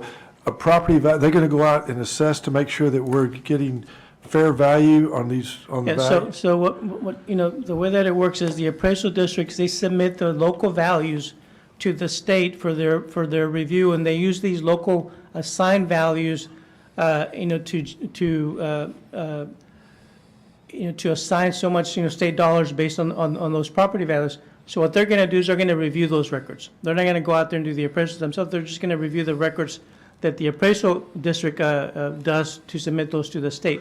But what are they looking for? Are they looking to see if some of these properties are undervalued or what? If they're overvalued. Overvalued, Yeah, so if they're okay. overvalued means that our property values are less. And sometimes, some of these values are litigated, through the court system, and if the court approves those lower values, then we can come back and generate some additional state funds now because our property values are lower. So they look at all of that. It's really looking at the records from the appraisal district, to be able to review and basically say that, yeah, those values are properly assigned to us. Okay. So one of the things that catches my mind right now is we had a real spike in 2021 in property values throughout the valley for about almost a year period. Those values sales are down. Right. And where people were selling things for above asking price, now they're back below asking price, or they're at asking price, if that's even moving. So that would be beneficial to us, I'm assuming, If they're in this overvalued. situation. Yes. Yeah, Okay. If they're overvalued and it's determined that they're overvalued, then our overall property values, taxable property values, Right. will decrease at the state level, meaning that we get some additional state funds. Okay. So the higher the property values, the less funds that we get. And so, we haven't done a study because our thresholds have looked, historically, they've been in line, but it doesn't hurt to go in there and do a review. Okay, thank you. Good questions. Yeah, but thank you, Mr. Powers, for that question. It got me thinking of something else. Appreciate the excellent question. But I guess the question now is, do we have precedent here in terms of that typically this sort of function? Because I imagine this isn't a free exercise, right? This is. There's no fee unless if they do, show that we are going to get some additional funds, then they get 10% of that. Okay, so it's on what do you call it? Contingency. Okay, that's great. My question is, do we, even though the contingency, do they have precedent that they, in fact, statewide or whatever, they typically can get those values reduced in a more accurate fashion to what the value really is? That'll then lead to more state funding. Is there Sure. precedent Yeah, there? yeah, there is. There's been some instances where, based through their audit and the study, they reduce the property value for those school districts, and thus the state, gives more additional funds to school districts. They have about 170 school districts that they work with that. So, Thank you. yeah. Any further discussion? Yeah, just one other question, and that maybe it's a little off, but I was told the other day by somebody at the appraisal district that one of the senior appraisers, that they were out reviewing properties, and I made a snide comment, well, I hope you're low in values this year. And he said, actually, we're going up again. And saying that apparently there's new software, that they were outdated, that they're using right now that's going to change the form? I don't know if it's changing formulas or what, but have you heard anything about that? I had not heard, that they were gonna go up in value because of the change in software. I mean, they could go up in value, but I hadn't heard anything. But, again, that's one of the things that, doing this value study, at least they can go more in depth into how they assess those values. And if they're over assessing, then there could be a correction. Okay. Thank you. Any further discussion? Let's then go on to vote. All those in favor say aye. Aye. Any opposition? Motion carries. Great discussion. On to item number 10, matters relating to human services. Consideration and approval of incentive agreement for voluntary early notification of resignation from employment. Debbie Scoggins? Yes, good evening, Dr. Muñiz, Dr. Noyola, members of the board, senior team, and audience. The voluntary early notification of resignation from employment, referred to as the 543 model, is being proposed for your consideration. The proposed voluntary early notification of resignation would essentially offer campus-based professional employees a $500 incentive for those declaring retirement or resignation in January, a $400 incentive for those declaring in February, and $300 incentive for those declaring in March. The goal of the early notification of resignation program will be to afford the district the time needed to fill vacancies with educators that fit the needs of our district. Last year, 32 campus-based professional employees took advantage of this 543 model. Administration recommends approval of the early notification of resignation from employment for the 22-23 school year. Do I have a motion? I move for approval. Do I have a second? I second. All right, motion by Greg Powers, second by Gina Monreal. I guess I'll just. Any discussion? Yes, Mr. Question. So I guess just to probably ask this question every year, do we see, any, based on past history, any reason to tweak it in any way to further, obviously to increase the impact of the, it's obviously been a very successful program year after year. Do you see, obviously you go through this exercise every year, Debbie, do you see the need to tweak it in any way to improve the effectiveness? I don't. I believe that it's been very, very successful. Our educators have become accustomed to this program, and they're, of course, very hopeful that we will, implement it on an annual basis. It allows the district to have that, plan ahead, right, and just have that information of forecasting vacancies for the summer months, and so that we can get ahead. We start our talent acquisition process early February. We start with our Super Saturday events and just hosting our, local job fairs and attending job fairs. So we're able to start to recruit talent, and so that they're able to start to fill those positions that we know will be vacancies. So again, I think that our campus-based professional staff have become accustomed to this program. I think that they appreciate the incentive. Individuals who have decided that they're going to retire in May, by now they've made that determination, and so then they're ready to give us notice in January. And so we've been very successful with it. That we will have a few resignations come through, later on in, late May and June, absolutely. But we get a really good number that come through early on, so that we're able to start to fill those positions early on as we have applicants that are, seeking employment with us, and we're able to offer them a contract and lock them in, and so that we're, we have the upper hand. And so districts that are planning later on, we've already secured those employees, and so it's worked out very, very well, very successful. Mr. Greg Powers? In line with Dr. Pettis' tweaking, how many years have we been doing this program? I Julio? believe it's like Eight? Nine? 8 or 9? years. And I think it's a terrific program. I think it helps you plan for the future. But I'm wondering if, in line with Dr. Pettis' tweaking, if we need to reevaluate the amounts that we put out there. Let's look at 8 years, $500 8 years ago versus today. To incentivize, further incentivize, right? I don't see Julio, he's kind of looking at me.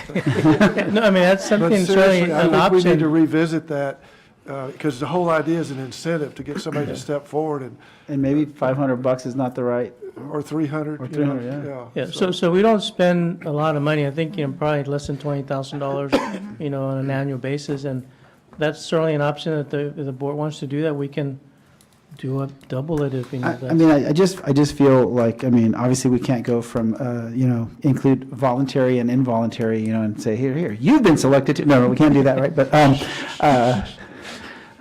But you can have the same, impact by just bumping up the dollars a little bit. And to Greg's point, and it's an excellent point, I mean, if you look at the COLA over those years, it cost of living, I mean, 500 should probably be 750 or 800, I don't know. I mean, anyway, I don't know if we can approve this. How can we approve it, but give you all some latitude, or does that have to be brought back to the board, or?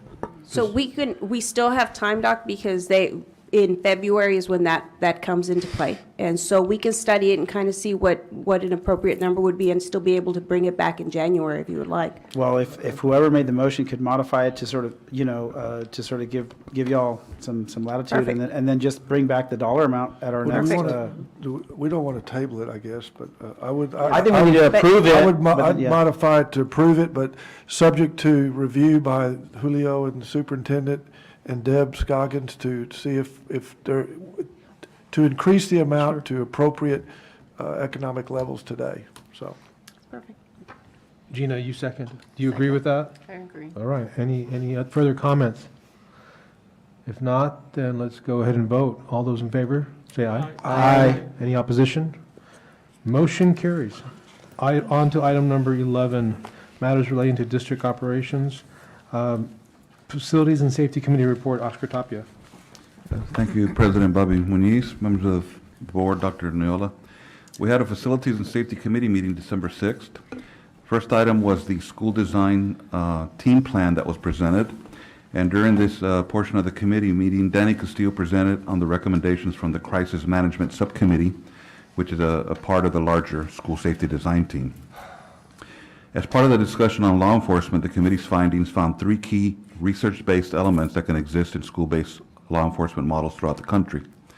The first element involved the importance of collaborative multi-agency partnerships, with emphasis being placed on strong communication between various law enforcement agencies. The second element involved utilization of full-time law enforcement school resource officer individuals that have a consistent presence and are familiar with our schools. The third element involved utilization of experienced and well-trained law enforcement practitioners for campus-based assignments. Practitioners strike a balance between school-based law enforcement and police street patrol experience. So based on these research-based findings of the Crisis Management Subcommittee, the School Safety Design Committee made recommendations to explore the creation of an expanded school resource officer program. The second part of that safety presentation was the intruder detection audit process. And under this section, Danny Castillo also presented the intruder detection audit process that's conducted by the state, and it's also comprises of 3 sections. The first phase is the intruder detection audit, and the second phase is the exterior door audit, and this involves daily and weekly inspections of all building exterior doors. The third phase is the classroom door audit that involves checking and inspecting classroom doors to see if they're locked during instruction time, and to check for any operational deficiencies and report them. They also follow up to review proper and required documentation of the door sweeps and inspections. The Texas School Safety Center recently conducted an intruder detection audits at several of our schools, and we are working closely with our district school safety and security committee to ensure that we're training all our staff and securing all our doors for the protection of everyone at the campuses. The support from the state in conducting the intruder detection audits is just one of many actions we're taking to ensure our schools are safe. We acknowledge that parents and community members are very likely interested in the details of the audit results. However, as per guidance from the TEA and Texas School Safety Center, it is in the best interest of the students that we do not share this information to the broader public, as it could lead to compromising important campus security information. So specific details of the intruder detection audit will be discussed in executive session and has already been done so with the Safety and Security Committee. So then the committee went into an adjournment, closed session, and the intruder detection audit reported our findings at Crockett Elementary.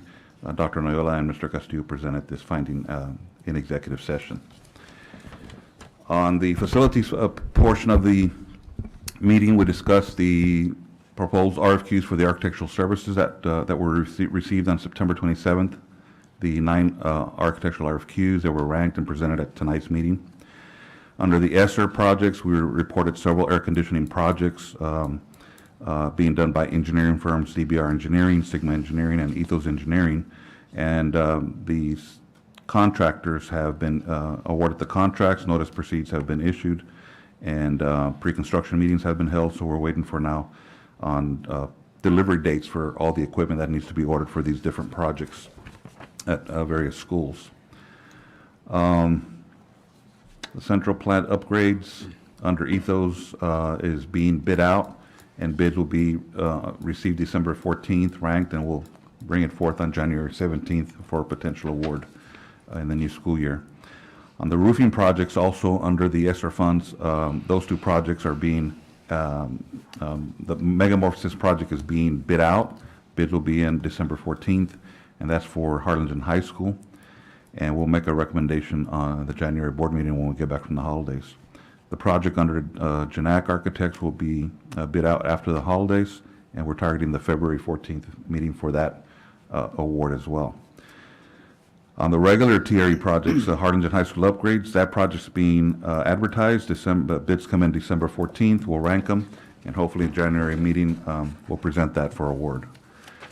The Zavala Elementary kitchen renovation was awarded to Garlock Builders. We had a pre-construction meeting, and they're starting construction tomorrow, actually. Gave an update on the Early Childhood Academy construction upgrades with the building additions and the phases that were in there. We're about 50% on the exterior and about 95% on the interior work.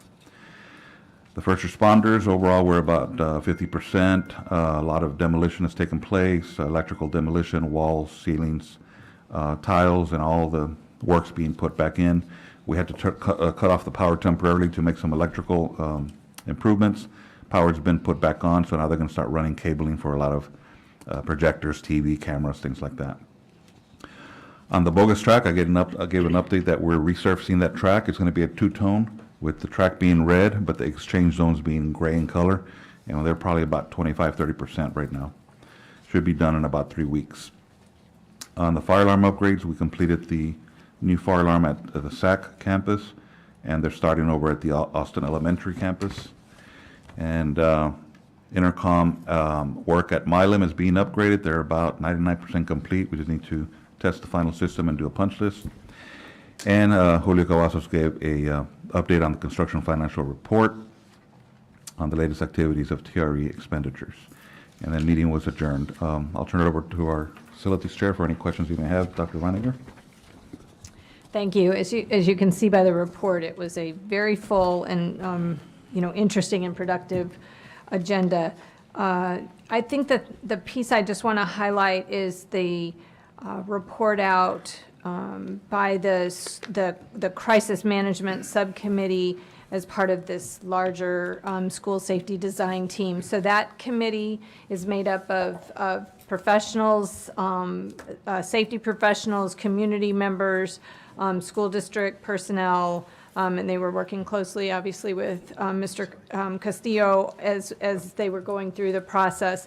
So as they were looking at ultimately making the recommendation for what is our school safety approach going to be, and in that, when Mr. Tapia was talking about these elements that are going to be in here, this is really 3 elements, all evidence-based, but coming together in an HCISD way. So it's not like, okay, we're just going to do what everybody else did. We're taking the best, these 3 different research-based approaches, and putting it together for HCISD students. And then what's really tremendous about that is not only is it evidence-based, but it's already rolling out, right? This collaborative multi-agency partnership, that's what you're seeing in our schools already. That's how we've expanded the coverage of armed officers in our schools like right away. So we, not only is it evidence-based, but we're doing it, we know it works, it's more than doubled our coverage already. So that was really impressive. And it is enhancing the communication of these agencies already. Not only do they now know one another, do they train together, do they communicate about our kids, they know our schools intimately. They know our facilities. Obviously there's more under this plan to do, but it's not like, oh, you're just hearing the plan and now we got to wait till next year to do it. These things are already in place, and I think that, Dr. Nayola, Mr. Castillo have just tremendous respect and tremendous effort to push this forward. So, as was really apparent in this discussion, well-trained law enforcement practitioners are rotating through our campuses. So they're field trained. I think that was the right word, Mr. Castillo. They are field trained. They are regularly rotating out to the field, and then they are also in our schools. So you're ready, right? You're ready when a situation happens. It's not stale. I haven't been in the field a while. No, they're regularly in the field, and then they are also in our schools. So it is I think, a unique and very thoughtful plan. Thank you, Dr. Reiniger. And I just want to make a quick comment as well. Just Danny Castillo, you and your staff are doing an amazing job. Thank you for your leadership. On a personal note, I see the officers out there armed, and I see them doing their job, and they're doing a tremendous job. So thank you very much. At this point in time, we're going to go into adjournment, into closed session for actions and matters discussed, and for the following reasons: discuss employment of teachers and other professional staff, and discuss employment of Director of Family and Community Engagement. At this point in time, we are now in closed session.